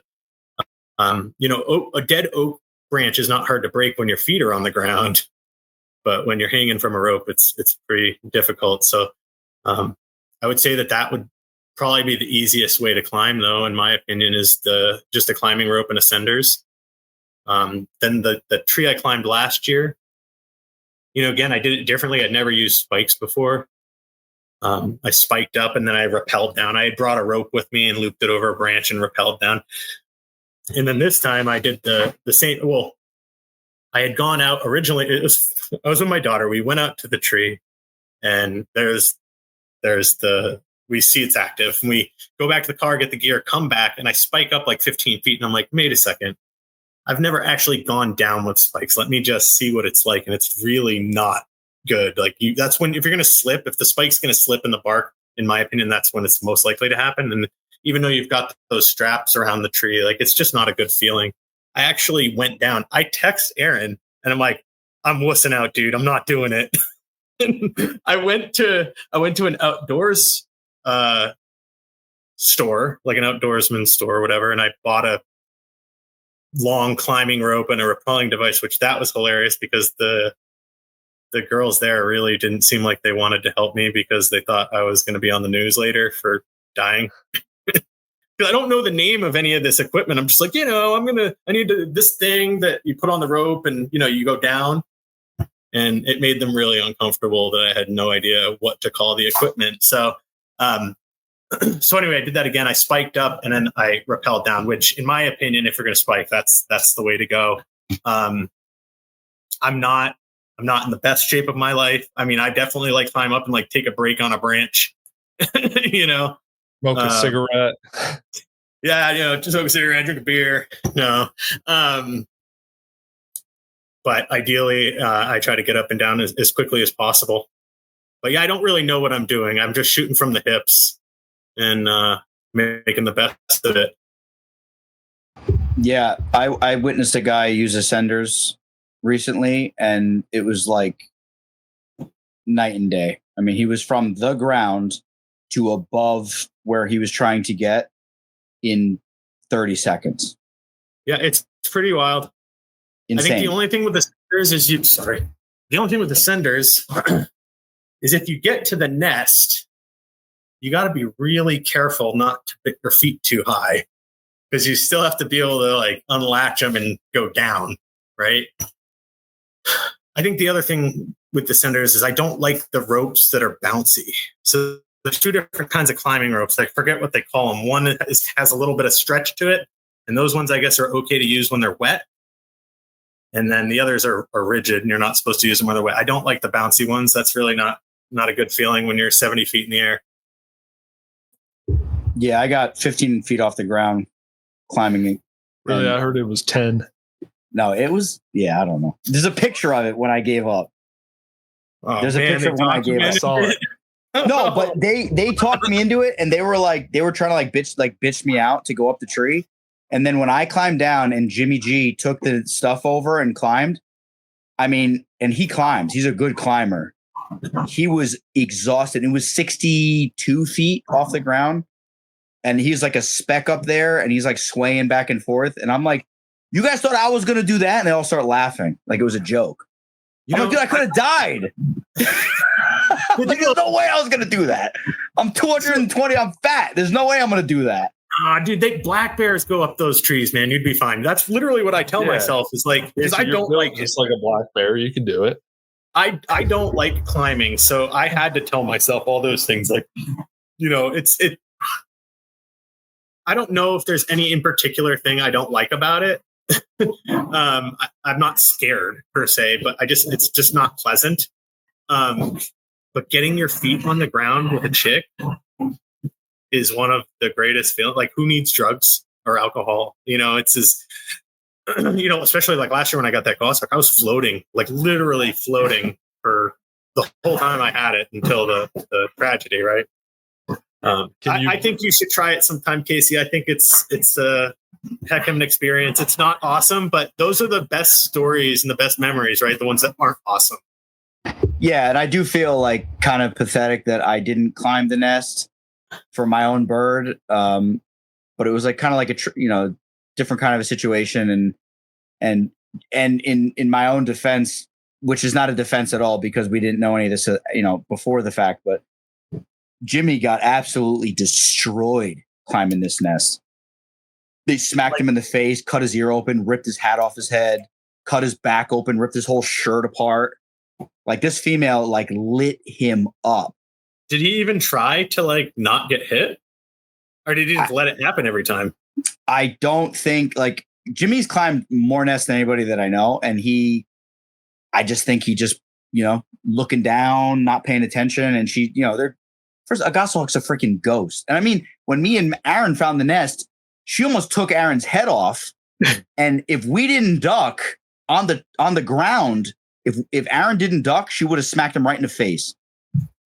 Going like 70 miles an hour. She was literally going at least, like, I'm talking 70, 80 miles an hour, because when she came down at his head and then cut and banked up, any long winger knows, all my cool long wingers with the turtlenecks, when she banked to go back up and not hit the ground, all of her feathers vibrated. And it was like, that's how fast she was going past Aaron's face. And they do go for your face, which is terrifying. Yeah, she was not playing around. And it was just two of us when we found it. But then when we went back with a group of like 10 people, I've never seen a Goshawk like hit anybody when we're in a group that large. So we didn't really think that it was going to be that bad, but she didn't care. She could care less. She ripped his hat off and flew away with his hat. And I have a little bit of a clip of her flying away with Jimmy's hat. And that was like, it was like a NAFA hat that he had for like 20 years or something, Oh, that sucks. It's not like some random. No, but he did say, and we owe him a hat. We owe him a Sporting Chance hat, Aaron. So we got to do another run of hats. It was a dad hat though. And all the Sporting Chance hats are all the cool trucker hat. So we need, it's the gesture. Make a dad hat just for Jim. Yeah, we need to make a Sporting Chance dad hat. But he said, and Jimmy's just like all of us, the hardcore guys. He said, if I'm going to lose one of my favorite hats, this is how I would prefer to lose it this way. That's a pretty fun way to lose. I mean, that's cool. I had noticed both nests I climbed with the Goshawks that they, she changes her pattern when she's about to dive at you. Like her pattern of screaming, she like stops for a second, and you look over and she's right there coming at your face, and you just and then they veer up. And I don't know if they'll hit you in the front, like if you're facing them. Will they hit you if you're facing them? Or they only go for the back of your head? I mean, she hit Jimmy in the side of his face. Oh gosh! And cut his whole ear open, and then hit him again in the side of the head and took his hat. Then hit him in the back. She hit him like 4 or 5 times, and then hit him in the back and ripped his whole shirt open. Oh wow! Yeah, she wasn't playing around. Yeah, it's quite a bit more aggressive than the ones that I've been dealing with. each, and then the coolest part. This is the part that we didn't really talk about. Then we're standing there, and we're all looking, and we're like, oh, there's more than one. Oh, and we're all excited. And then the Tiercel comes cruising in, and he's like in La La Land. He didn't even notice we were there until he got like 20 yards away from the top of the nest. He's got like a little bird in his feet. And then he sees us, and he starts cacking, and he's making like, he didn't make, Tiercel's never really hang around too close, but he was around, and we kept seeing him with the little bird in his feet flying around, cacking at us. It was super cool. Yeah, it was super neat. It was a really unique, amazing experience. I didn't realize you guys had that many people out there with you for that climb. That's a lot. Yeah. We got a decent sized group that goes up. Very tight knit group. You're a lot nicer than me. I've decided I'm doing all my nest stuff with my daughter now. No, I have nothing to do with it. I'm not the one that's orchestrating anything. I am just a guest in that environment, and I honestly am just so happy that I'm there, and that's all it comes down to. I feel honored to just be invited. No, it is cool. It looks like you guys had a lot of fun out there. I couldn't even get a single person out to try to look at. I have nests to look at, right? I already know where they are. I couldn't even get people to want to go out with me this year. I was doing everything alone, and I know you guys talk about being, pretty tight with your group of friends. I'm kind of the same way. I have a couple people that I talk to, and if they're busy, that's it. Yeah. You're friends with Shannon and his son? Friends with Shannon Jackson. You were trying to get Shannon on the show, but he's like giving me the slip. He's like, is he like a Tupperware salesman? What does he do? He's like always traveling the country. No, he does. I work with him. Shannon does abatement? Yeah. Oh, I didn't realize that. I don't know. He's always talking about because his videos are hilarious when he's driving and he's like talking. He's just a goofball. Yeah, he's awesome. He's a great guy. I know. I really like him, and we were trying to get him on the show, and then he said, "I'm busy. I'll let you know." But no, I don't know, because he said something about traveling for business, and I just figured, and I don't know if I didn't know what he was doing. So I think, I know what was going on. So he really wanted to just be sure he knew of the topics. This is, if I recall correctly, I'm not trying to put words in Shannon's mouth, but there was some stuff currently going on in Arizona, and he wasn't trying to be all out. He's the president of the club. I don't know if you know that. He's also the president of the Arizona Falconers Association. So this was right around where that incident happened with that goshawk and the 2-year-old child in her backyard. Like we discussed at the beginning of the show, we're a very loving, open-minded group. And, I've had Game and Fish at my house for a post. And whether it was legal or not legal, I've had them at my house. And, there's not a random civilian in the street ratting on me for something. Like, they came to my house for a specific reason. And right. I know I don't know who the individual was, but I know the group of people that called. Oh, really? You know what I mean? Like, they wouldn't know to call about that. Right. Unless the, Game and Fish is just searching the web day and night looking for prosecutable things. I didn't get in trouble, thank God, but it could have been really bad. I was literally car hawking ducks out of the window of my car with a goshawk, which is totally illegal. And like, obviously, like looking back at it, I'm like, what the heck was I thinking? She didn't even catch it though, which was the annoying part, because she didn't catch it, but they still showed up at my house with their bulletproof vests and everything. And the guy like he was ready to give it to me, and I was like, dude, I'm begging you. This will never happen again. And it's never happened again since. So shout out to Officer Allen. I'm not going to say his last name, Officer Allen. He's a good dude. I have his cell phone number, and I had a couple situations where I actually texted him, and he took care of it, and he made sure everything was okay. So having the right attitude in those situations, some Game and Fish officers are like robots, and they just want to screw you. And some of them are really there to just, Well, I don't think it's the wardens that are the ones that want to screw us. I think it's the biologists that are the falconry coordinators that have like a chip on their shoulders. Dude, that's so funny that you say it, because growing up in Jersey, all of our falconry biologists were like, the coordinators were like the coolest people ever. They didn't care about anything. They're like, just make sure everything's on time. If you're a little late, just let me know why. Everything's cool. It was the game wardens where if they got wind of something, they were the ones that really wanted to push it all the way. But in other states, like we had Wild Mojang on, and the falconry coordinator tried to jam them up over a technicality that wouldn't even hold up in court. It didn't hold up in court. Yeah, it was this past season. It was this past season. Some weird stuff. There's some weird stuff going on right now, dude. They're not friends to falconers right now. If I was going to say something, I'd say people should be on alert that they're probably going to try to get you if they can figure something out. I mean, they're definitely, I don't know what it is. I've done nothing but try to show game and fish that I'm like upstanding and that I'm, doing everything right. And it just doesn't matter to them. I think that, they have great parts. Like they love animals. They're biologists that think they were put on the planet to save all of them, and then they have this powerful position. Like, I don't think they probably don't like us. They're biologists. We're pulling birds out of nests and hunting, making them hunt for us, right? No. But I understand what you're saying, but the answer is no.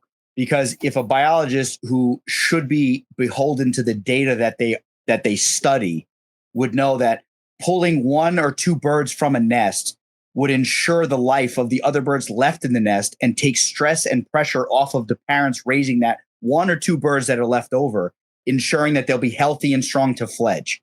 Right. Which could in turn lead, because we all have seen the videos, those brutal videos of eagles and even like the stork videos get me. I don't know why. Like storks are like soulless, but they get me. Where the adult stork like starts stabbing the smallest one in the nest and then like just throwing it out of the nest. Like the data, they should be beholden to the data. And I was talking to, I think it was Cullen I was talking to, and he had a really good point. He said they're not hiring Joe Blow off the street. And this is not a conspiracy. Aaron's going to roll his eyes when I get to my point. They're hiring people from universities that have degrees in these certain things. And I would bet that a lot of these people are more on the anti-hunting kind of like animal, kind of like, those kind of people. Why would I roll my eyes at that? I don't know. Because you're an academic and And like, I don't want to harp on these biologists. They're not bad people and they're definitely smart. They're not stupid, but it's little things like that bother me. But also, like, how many times have you heard the biologists say, like, oh, the falconry take those birds, we consider them dead, right? They're dead. That's what they say. I've heard it from multiple biologists. Well, then why do they give us such a hard time about our mews if it's a dead bird? I've been doing the whole. Sorry, I don't mean to interrupt you. I'm sorry, but I agree with you. You get it. I can. You're feeling it too. Like I've been a falconer since 2018. I've passed every muse inspection without having to go back and change anything. I've never had a bird escape. Why are you still inspecting my muse? Besides that, you just want to come over and be nosy with a game warden. Because they bring game wardens now, which is weird. So because some states they don't. I mean, I can barely get it. I mean, actually, the New York is getting better, but I lived in New York. Whatever. I'm not going to say it publicly. But my point is that they take a while to get back, and they're not very known for being responsive or having a lot of resources at their disposal. So some states, I guess, so Arizona is still doing muse inspections each year? Not each year. So I have 3 enclosures, right? I have 3 muse. If I say I only had 2 and I had 2 birds, if I wanted a 3rd bird, I'd have to build that 3rd muse, right? And they would have to inspect that 3rd muse. But once they're inspected, I don't think they have any, but if you have 4 birds, you have to have 4 inspected muses. Does that make sense? It makes perfect sense. Yeah. I don't know. Cause like in New York is interesting. And so like in New York, like a master falconer can have like 13 So that's birds. where it does. I think everywhere should do that. Or if you're a master falconer, you should not need a muse inspection. Like it's crazy. Like, why is a biologist that's never housed one coming over to my house? But a master falconer is just a piece of paper unless we change that, which I don't want to because I think it's just going to open up a can of worms. But we talked about it on the episode before with Madison that, maybe like each club will have a board of representatives, like similar to master plumbers where there's plumbers on the master board panel, and they give their insight into the state's rules and regulations for the state.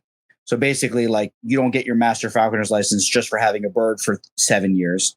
Right. You get your master falconer's license when the club says that you are capable of being a master falconer or worthy of being a master falconer, and then you're allowed to have your thing. But then that adds in a whole thing of nepotism and shunning people. And certain people would be ostracized and they would never get their master's falconer's license because of this, that, whatever. So I don't know if I like that really because there's. Yeah, no, I'm with you though. I think it should be. I think it's insulting to like the guys that have been falconers for 50 years and still climb nests and this and that. Like it's insulting. Like you can literally have a Harris hawk, the same Harris hawk for 7 years. You don't ever have to hunt with it either. You just have to have it. And then you're a master level falconer. Like that's insulting to like a true master, right? Like, yeah, but you're right. If you try to change anything, it's not going to be the way we would want it to be. And it opens up a whole slippery slope to go down, right?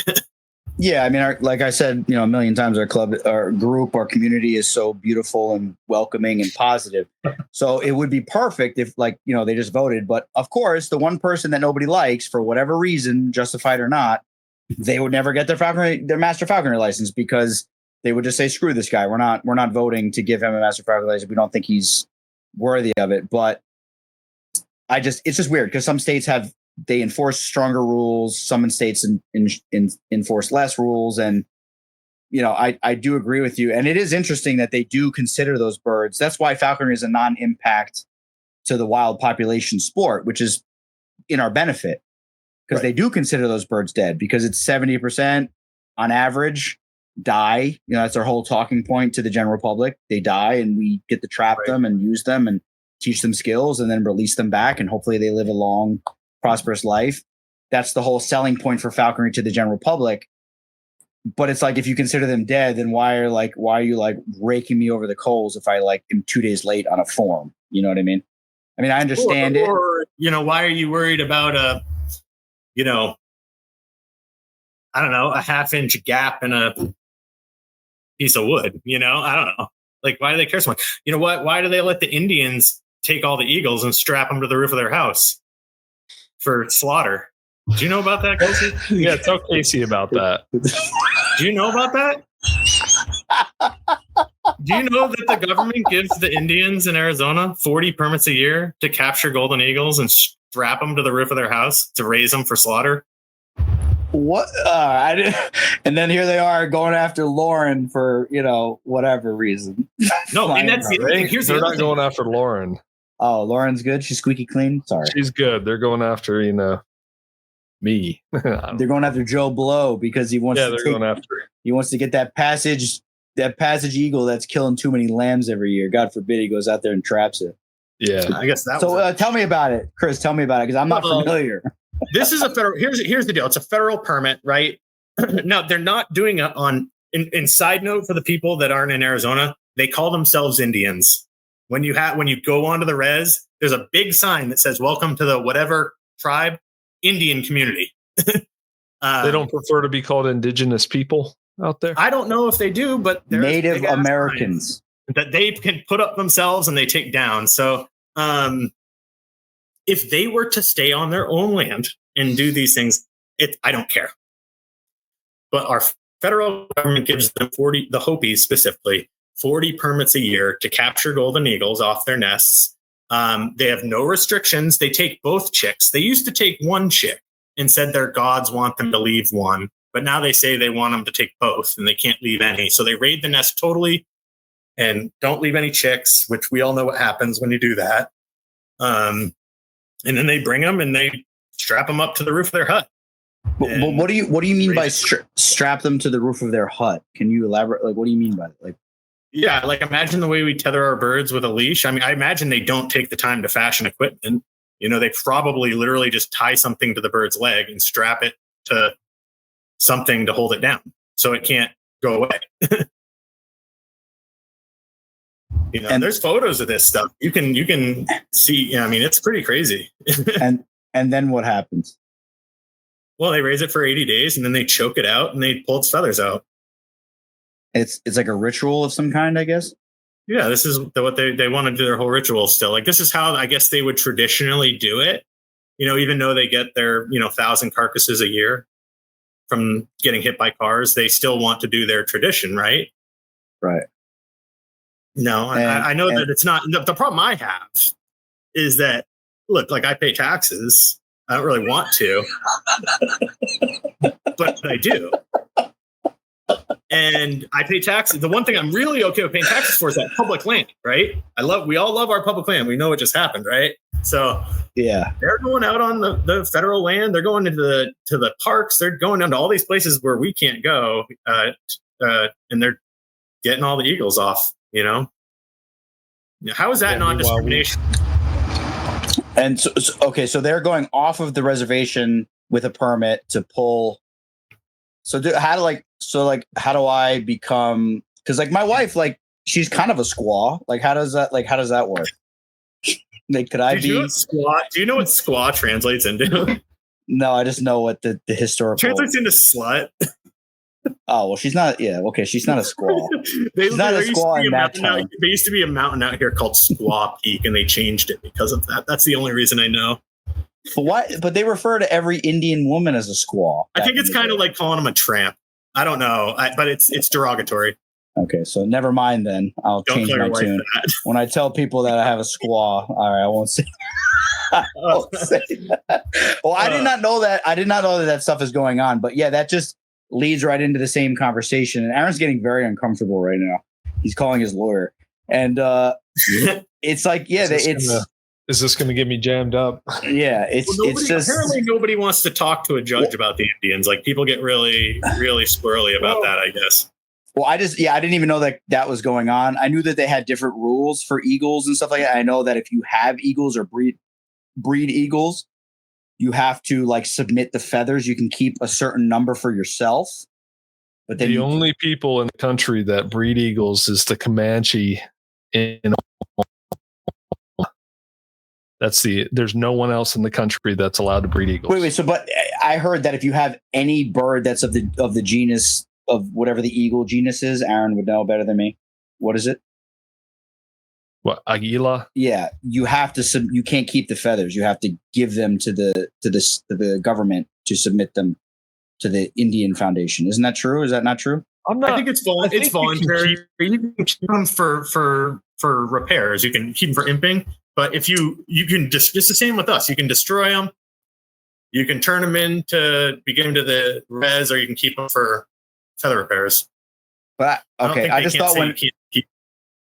I thought that when you have eagles in your possession, each year when they molt, you're allowed to keep enough to imp your bird, but then the rest have to be given. You can't just have a bunch of eagle feathers around. Maybe there is more rules on it that I'm just not familiar with. I really shouldn't speak too much about it because I don't know a lot. So that could be the case. But to your point, I think what you're getting at is, we have such a difficult time getting our hands on eagles. We have to prove that they're eating lambs, and it's only done in the state of Wyoming. Can't be done in any other state, but it's perfectly okay to issue would you say 40 permits or 80? It's 40 permits a year, but it's well known that they take way more than that. And it's only for I believe it's the Hopis. Yeah, man. Well, I mean, that perfectly understandable why people would be upset about that, including you, especially if it's happening in your home state. But like you had said earlier, if they're doing it on their reservation and their land, they have their own jurisdiction, right? That makes sense. They can do what they want. But to go onto land that you and I can't, it's land that we pay taxes on and we can't pull, you and I could not pull an eagle chick from it, but they can pull them to kill them. Well, we're trying to conserve the birds, right? We're trying to do good on them and, do a tradition of falconry. Also it's a tradition, right? I just don't see how there's not a good argument for discrimination, to get us some rights here. It's ridiculous. Everybody, like you talk to the guys in Mexico and they're like, golden eagles are easy. It's basically a big harrisock.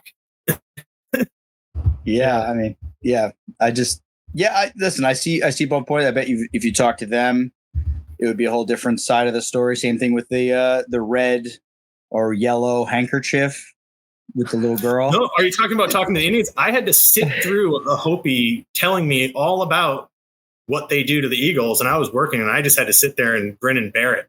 Really? Were you at a gas station or something? No, I was at work. Oh, okay.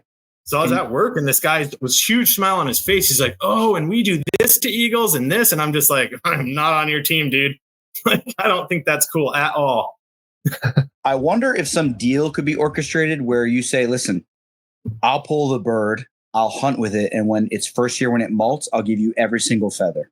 Nope, they get those from the carcasses. They want their ritual that they've always done, is what their argument. This is a religious ceremony that we do, and we want to keep doing it. So that's why they do it. The Comanches provide a lot of feathers to tribes, but to Chris's point, they want to kill this bird. They want to pull it. And they want to kill it. I guess is what you're saying, right, Chris? Yes, they want the whole ceremony.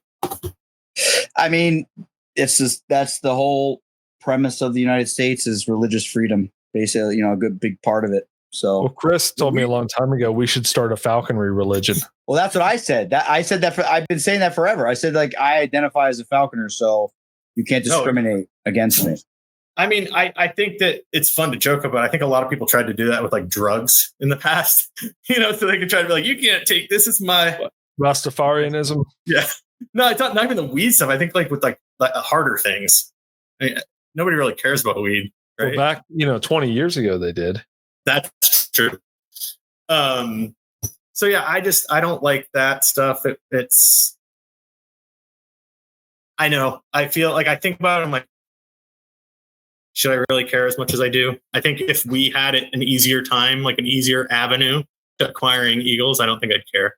To be honest. Yeah, that's a good point. And I mean, listen, our tradition is trapping them, hunting with them, and releasing them or keeping them for their full life.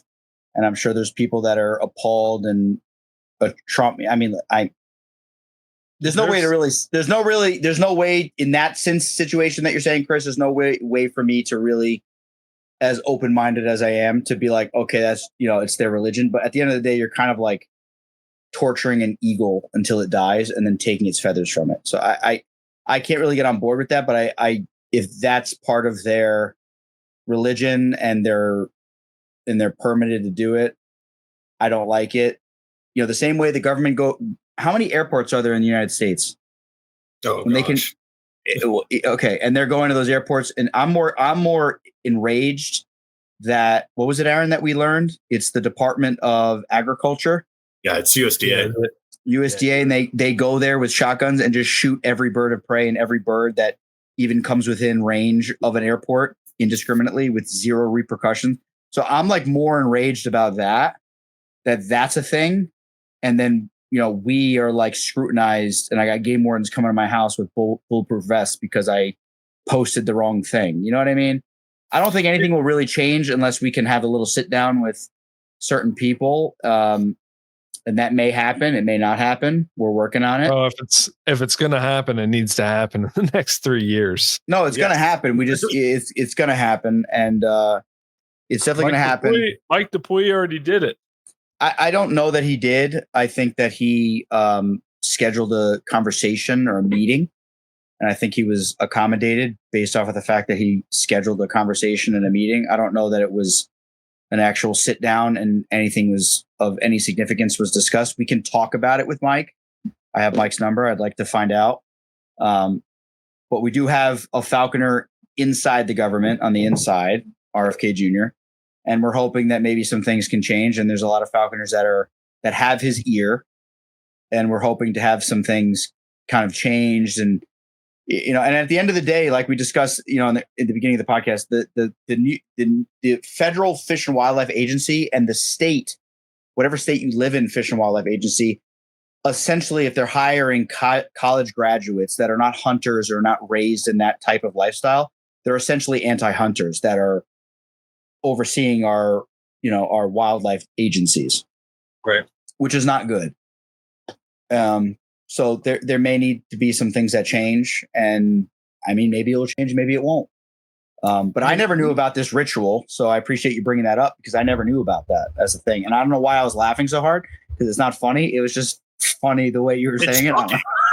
Yeah, it's crazy too, like how uptight they are to us, right? And like then they're so willy nilly. I don't think they like what they do. The government. I don't think they like it, but I don't think. My understanding is if you try to get anything in, like the judges do not want to mess with Indians. They just want to leave them alone. They want that to just be over there and us over here, and we just get nowhere. Is what I've been explained. but nobody wants to touch it. No, it makes sense. It definitely makes sense. Are there any, and I'm not asking this in like a derogatory way, I'm just genuinely curious because I'd love to talk to one. Are there any Native American, like true Native American falconers that you know of? I don't. Not here, at least. There's a guy that's in like Gallup or something, New Mexico, that might be native. I don't know what the deal is. I don't know him. I've just randomly seen some stuff popping up, and I don't know if he's a falconer, if he's just hanging out with falconers. But I don't know anybody personally that, you know, I'm sure there's a lot that are an eighth Cherokee out there, Casey. I'd like to talk. I think it'd be pretty interesting to get one on the show to talk about what their opinion is on it. And, you know, because there's no heritage in Native American culture of falconry at all. There's a little in South America, but there's no evidence that they were hunting with those Harris hawks and aplomatos. It was just more of pets, and they were buried with them. And there's a little evidence of that. Shout out to Ben Woodruff for posting that publicly, which was interesting. But it's not. There's nothing in Native American heritage or culture about falconry that they ever did that. You know what I mean? Which is interesting, but I'm sure there are some nowadays that do it.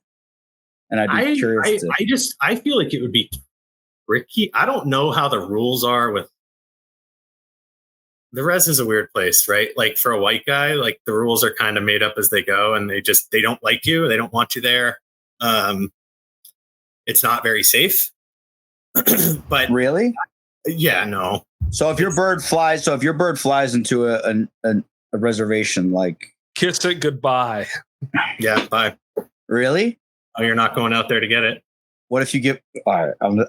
What if you give? I mean, you can go out there. You're dude. If they see you trying to trap a raptor, you get arrested on the reservation? It's not like if you get a speeding ticket on the reservation, you have to go like stand in front of the tribal council. You don't just get a ticket in the mail. It's like a whole ordeal. I think that their whole thing is to make you not want to really be on the res. To be honest, they make it so uncomfortable. I don't know that they even need a hunting license or a fishing license. I think they can do all that on their own. I think they can shoot the birds and cake the feathers. I don't know that they can keep the birds because there's like sacred stuff. I don't know. But like, I think they're even allowed to round up the wild horses out there. You know, the federally protected feral horses in Arizona.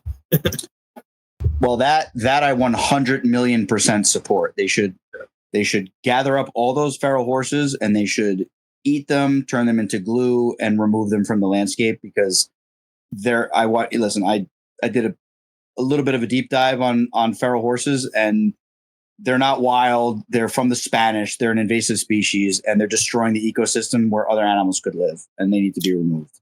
I mean, they're out here in the desert. Like I took Aaron when he was out here. We were at my house. I have a river that's probably 5 minutes away. And that's where they go. They just hang out at the river and eat the grass and everything, but they have to feed them. We do have like mule deer and these other animals out there, but like these horses are big and they eat a lot more, and they definitely feed them. They're dropping hay out there for them. And if they didn't do that, it would absolutely be bad for the native animals. Yeah. You know? So they're dropping hay. They're dropping hay for the mule deer and other animals, not the horses, or both? For the horses. So it's kind of like the people with the feral cat colonies feeding them, similar kind of a thing. Mm. But this is like an organization. It's like the Salt River Horse Society or something. Okay. Yeah, I mean, that's an interesting topic because there is a lot of debate with horses being feral or not feral. Ben Woodruff needs to do maybe a deep dive on that because that's right up his alley with all this ancient stuff. I don't understand have a non-native animal of that size and have it be federally protected. That's insane. It doesn't make any sense. It goes against everything else they do.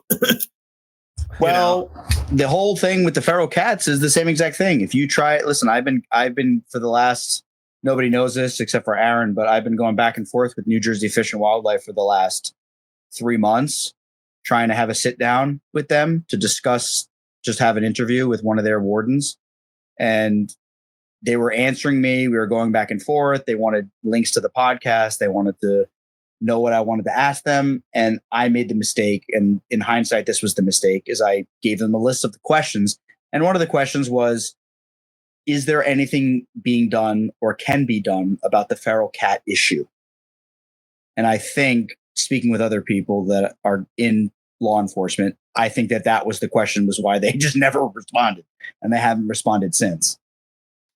So it's just like they have a blind eye, and cat people and like these horse ladies, they're like fanatical. It's like what's his name? Tiger King. That whole show with the whole like when people get like, there's certain people that get in, and there's falconry similar, birds of prey. There's the same kind of thing, but not to the same level as big cats and horses and cats. People get really like fanatical about those animals. No, and that's why falconry is so tough for us, is because people get emotional about birds, but not as emotional as big cats, horses, and even bears. The bear people are crazy. Man. They'll like try to eagles, kill you, dude. Eagles is just based off of emotion. That's it. There's no reason why we can't have bald eagles if we want them, golden eagles. We should be able to have all the we want, but we're it's our national mascot, the bald eagle. But why is the golden eagle wrapped up in that? It's because of emotions. Yeah, I agree. I don't think any science backs it. But no science backs feral cats either. And if you shoot a feral cat, you are a animal abusing criminal, and you will be put in jail for it. That's a fact. It's not even a joke. Don't do it. Don't do it. Wink, wink. But it's a fact. If you shoot feral cats and you get caught doing it, completely feral. I'm not even talking like a questionable one that like you put a bullet in your yard that has that's. Are you talking about ones that are out there killing native wildlife and spreading toxoplasmosis and 100%? A feral cat's a feral cat, but I'm talking about in the middle of nowhere, no collar, 100% wild, just eating wildlife. If you shoot it and somebody sees you, you are literally going to be prosecuted as if you shot your neighbor's poodle. You will be prosecuted the same exact way. I did a whole deep dive on it to find out if there's any loopholes. There are 0 loopholes. It's 100% illegal. And somebody may write in that in certain states it's not illegal. I would argue that you should be very careful, because the way the law is written is that they're domestic pets, and if you shoot them or harm them, you're an animal. See, it was coming right at me. Dude, the thing was coming at my throat, bro. I was holding a little red handkerchief, and it came out of nowhere and just attacked. My son had a little red handkerchief with polka dots on it, and I shot it. I don't know. It was trying to come after. That's funny. Oh, man. Okay. So that was a good anti-establishment, anti-government. I know we really went off on that one. Sorry. Yeah, that was really good. It's not anti-anything. It's just a critique on what's going on. There's nothing wrong with that. This is America. We're not in North Korea. We can have a discussion about this, and if there's repercussions for having a simple discussion, that's anti-American. You know what I'm saying? I'm glad. How do you feel about organizations, Chris? What do I think about what? Falconry organizations. You into those? No. Like the clubs? No, I'm actually not. So all my friends are. I would say that I did try to join the Arizona Falconers Association, but because of all my friends that are involved with it, my email's already been put in. So I get emails in case people lose birds or whatever. So when I tried to actually be a paid member, it's like, oh, your email's already in use. You can't. And I tell my friends, and like, nobody really knows what they're doing running a website, and nothing's ever changed. So I'm still not a member. NAFA, I've never been a member. I don't see a purpose. I just hear too much about them not doing anything. So I don't worry about it. Well, they've got the opportunity right now to show us all what they're capable of with the Eagle Protection Act being sunset. I think they're anti-migratory. What is it? Aren't they going to sunset the Migratory Bird Treaty Act? I was given a whole insight unofficially into the white paper. I'm not a scholar or educated, highly educated person, but a white paper is a very serious document, right? That NAFA is putting together to submit to the government. About all of these different things. So they are doing something in that regard. They're going to submit it? They're going to submit it. Yes, they have a whole document together. And as we heard from Jimmy G, Northeast director, they are doing some things, and they're trying to utilize, connections to get things done. Which would be very, very wise. And said connection could be like a literal god in the falconry community. Whether or not people want to like him or not, they would love him for that. If he could just ease things up a little bit. The migratory bird thing, so that makes it really tart. The things these birds normally catch anyway, like if you're hunting with a Cooper's hawk and go catch a finch or something. Go to jail for doing that, buddy. Yeah, that should be 100% legal. It should 100%. Be 100%. Well, game species to a big degree, I think, are governed by emotion too. It's like in North Carolina, there's more robins than there are bobwhite quail for sure. But it's illegal for your bird to catch a robin.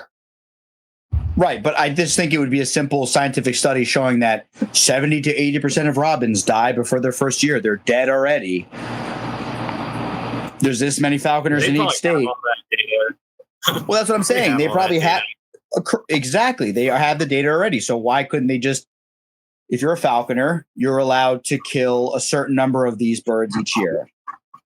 Chris, you had an interest. Speaking of data, you brought up an interesting point to me one time. You could probably theoretically request through the Freedom of Information Act whatever you want about nest locations. Oh, you definitely could with the Forest Service for sure. Dude, that's a huge pro tip. Research. Dude, that's a huge pro tip. It's going to raise some serious ethical concerns, but technically, that's what it's for. If you're doing it if the end result is you doing a legal regulated activity with that information, then I don't see a problem. So and our tax dollars paid for that research anyways. I actually got the idea because they talked about it on Meat Eater, where people had brought up the collars on elk and how if that's a federal agency that collared it, like they don't really have the choice but to tell us. That's what the Freedom of Information Act's for. It's not classified information. It's taxpayer funded research that we're allowed to request to see what they're doing. Whether they would definitely make it very, they would try to give you as little as possible for sure. Which is ridiculous. But I don't know. With this administration, they're not going to be surveying Goshawk nests, dude. They're not going to be surveying anything. It might be wise for somebody to try to start a Goshawk surveying company and try to be like, hey, look, we're falconers. You give us all the information. We'll just do it for free. We'll tell you which nests are active or not. Yeah, 100%. And some states, like me and Aaron were up in Maine, and Maine's one of the few states that are very friendly to falconers. The whole state, driving into the state, there's big signs that says like welcome hunters to Maine, call this number for info. There's like some states that are real open to that. And the falconers work with the state and saying, hey, we found this nest, we found that nest. And it's like a symbiotic relationship where it's like the more nests we give you, they don't come down on them saying, listen, if you can't pull, because there's some states where if you give them a nest location, they'll camera it and say, you can't pull from those nests. Maine seems to be a completely different kind of thing. They just want the data. And the data is good to give them because if you're giving them the data, then they can't say, oh, the numbers of goshawks are super low, you can't pull anymore. If they have the data and we're sharing data with them, then they can go ahead and say it's a very stable population of goshawks in Maine. You can pull, no problem. Go ahead. You know what I mean? It's just, I guess each party has to play their role. And, if a state is very combative to falconers, I wouldn't want to give them any info. You know what I mean? No. Like, because they'll just use it against you. I'll give you an example of data. When I pulled the Greyhawk a few years ago, the current falconry coordinator isn't who was the falconry coordinator then. So this is a totally different falconry coordinator back then. and there's no data. If you try to look up data on Greyhawks, I was the first one that pulled one. I couldn't tell you how big a male was, how big a female was. I literally sent a blood sample to a lab to find out the sex of the bird. And the game and fish coordinator had asked me, she said, would you be willing to, this was from the raptor biologist wanted to know if I would be willing to, this is what they told me, take a picture of the bird basically against the wall with a ruler on the where it's standing every day, same place, same pose, picture. So literally for like over a month, I sent them a picture of the Greyhawk I got it maybe 5 days old. Like I had to put something over it to keep it warm, every single day. And I did this, and she's like, oh yeah, we'll get you the pamphlet or whatever he puts together, the paper or whatever. Probably a year or two later, she's, in a different, random conversation. She's like, yeah, we all thought you were going to kill that bird. We didn't think you'd be able to keep it alive. So, and then I just figured out, like, I think they just wanted to see the condition of the bird every day. I don't think they cared about the data. I think that they were all just sitting around wanting to see when I fucked it up, I think they've got terrible intentions. I think they think that we're a bunch of clowns and they don't like us. Well, it's too bad because same like the Indian reservation, we have our heritage, we have our sport. And this is the other thing that NAFA pisses me off. And I was explained why, and we talked about it on the show, is falconry is a human heritage activity and it should be protected. And it should be in every state's constitution, your right to practice falconry. End of discussion. You're not going to infringe on it. What is it that keeps the United States being placed on the list? Is it just like So just to clarify, what I was told is that it's like the human heritage. It's like this whole thing that multiple countries are involved in. The United States won't sign it because of something that's in there. So it's like a list of all these things, and there's something that's in there, and the United States is like, well, if that's in there, we're not signing it. And they're like, well, that's in there, so they won't sign it. So it's probably now, hunting with toads. No, it's probably like Courtney can edit that. Courtney can edit that as shit. Courtney is like so mad at us right now. I'm talking about getting deeds and shit. Tell her that. So what I was told, heritage, dude. Who are you to say they can't do that? Right. So that's what I was told. So Chris, man, I've been begging you to come on for a long time, and I appreciate it. And I feel like we just barely scratched the surface. So we're gonna have to do part 2 after you get those goshawks hunting. I think we need to get back together to talk about this. Yeah, man, I'm always happy to talk to you guys. I think that the deal, I just have a tight schedule, and then with you guys being 3 hours, like right now you're 3 hours ahead of me, right? Any other day of the week besides Monday and Tuesday, and I'm sitting in rush hour traffic, and I'm not Tyler Sladen. Like you'd be seeing me giving people middle fingers and yelling. I'm a real patient guy, but not with traffic, especially Arizona traffic. A bunch of elderly people going 10 miles under the speed limit. Yeah, nothing can be worse than right outside of New York City traffic. It's absolute hell. I couldn't believe how many people live in Phoenix. What do we say when we Googled it? Like 4 million or something, 3.5 million. It's a lot. I don't know why people want to be here so much. It's hot. It's the rivers there, right? So after I was there, I wondered why it was settled in the first place. But it's like, don't a bunch of rivers convene in that area? A couple do, yeah. I think it's hard to imagine now, but way back when, a lot of these what are seasonal now used to be running all the time. I mean, just really, really poor water management in Arizona.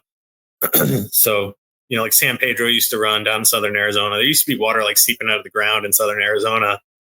But because they're growing citrus and nut trees and alfalfa and all sorts of stupid stuff, it's a couple 100 feet down now. But I always just imagine it's just logistical, right? Like it was a hub. It was a trading post, is my guess. Always what it's been, at least. But maybe the rivers, because there is a couple confluences down here. Like right where we were, Aaron, if you just go like 2 miles down, there's a confluence where the Verde River meets the Salt River. It's a trip when it's just bone dry, arid desert, and then you just walk up on this like pretty substantial rushing river, just cutting right through it. it's very nice to have right here. I need to take advantage of it more than I do. You really should. Yeah, I imagine in 3 years when my daughter gets out of high school, I'm like gonna have a boat and like all this other stuff that I totally shouldn't have, but I want it. Yeah, she's probably been holding you back tremendously. No, I mean just not. No, I wouldn't say holding back. Like just keeping me from debauchery, right? Like just making me a better person. That's all. Just teasing. I figured she might be able to hear me say that. She can totally hear you. I'm surprised she hasn't tried to be nosy. She's pretty cool. She's like my little adventure partner. All right, shout out to Cadence. I don't know if you could hear her. She's been studying. She decided she wanted to listen to a couple of your guys' podcasts today, and I come around the corner and she's got the study guide in her hand. Tell her to listen to the one with Sean O'Neill. Sean O'Neill. No, she's not allowed to. She's not allowed to listen to that one. I don't even know if I don't even know if I've listened to that one. I don't remember names very well. Parental control on that one. One of the reviews. Sean is the guy who lives up in the Northwest who runs dogs on coyotes. Oh, go back and listen to it if you had. What's bad about it? I mean, we got one of our good friends does that. The language and the jokes is just, it gets off the rails quick. One of the reviews said that's the wildest podcast I've ever heard in my life. I'm going to have to go listen to it, but I don't think it'll phase her. You got to realize she's just finished freshman year in high school, man. Yeah. And she's your daughter. She's my daughter. Yeah. She's a good kid. I think if she gets into falconry, that'll be good for falconry. I think so. I think she would have a lot of fun, but it's hard. I mean, Casey, when you were a kid, like you didn't want to study. You already had to do schoolwork and stuff, right? So having to like study for something when you didn't really. He was homeschooled. He didn't have any schoolwork. Dude, he was dissecting bees' nests. My whole day was me dissecting a bee's nest for like the 50th time and then going outside and playing. Listen, in reality, the amount of schoolwork that a child has to do in the day to be up to the standards, it's like 3 hours worth of schoolwork. It literally is. Well, but let's look at you now, though. You were homeschooled. Maybe you didn't have the best education. And I'm saying maybe. I'm not throwing it, but you did say all you did was dissect beehives and then just go play in the backyard or whatever. But it's not to the standard, right? But look at you. You're probably making more money than I'm making more money than all of my friends that are either out of college trying to find a job or still in college trying to get some degree that they think they need. And I've been just making money the whole time, slinging pipe. He makes more than me with a master's degree. We'll put it that way. And you've got no debt, which is amazing, right? Like, other than my house that I purchased. Well, but like student loan, like none of that $250,000 shit when you're none of that. Yeah. No. Yeah. Yeah. These people they got $500,000 worth of loans and they're serving my coffee in the morning. I think treating kids like part of this machine, expecting them all to learn exactly the same ways. I think we're getting away from that. I think things will change. Well, because the research, the Rockefellers designed the whole system to create good employees, to be good workers. And I think a lot of people are realizing that they don't want their kids to be just employees that can do what they're told. They want them to think outside the box. And a lot of people feel that way. And the uptick in homeschooling. When I was a homeschooler, people thought we were freaks. Now, if you're like telling people, oh yeah, I homeschool my kids, people are like, oh my gosh, that's amazing. Me and my husband thinking about doing it. It's like a whole different, like the whole country looks at it differently. Oh, and I was in a co-op when I was young, man. Twice a week, I would go to this, they'd rent out like this church, like office area, and they'd have like full blown teachers in each office. We'd learn Spanish. We'd do art class. Like it was like a school, but we do it twice a week.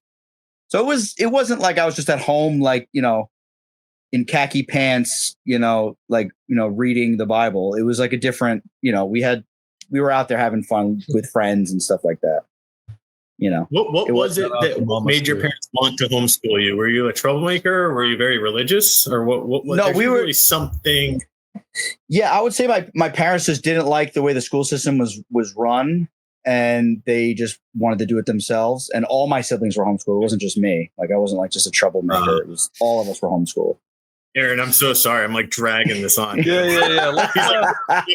Things like, Let's continue this conversation off the air. Thanks for coming on, Chris. We appreciate it, man. Of course, you guys, anytime.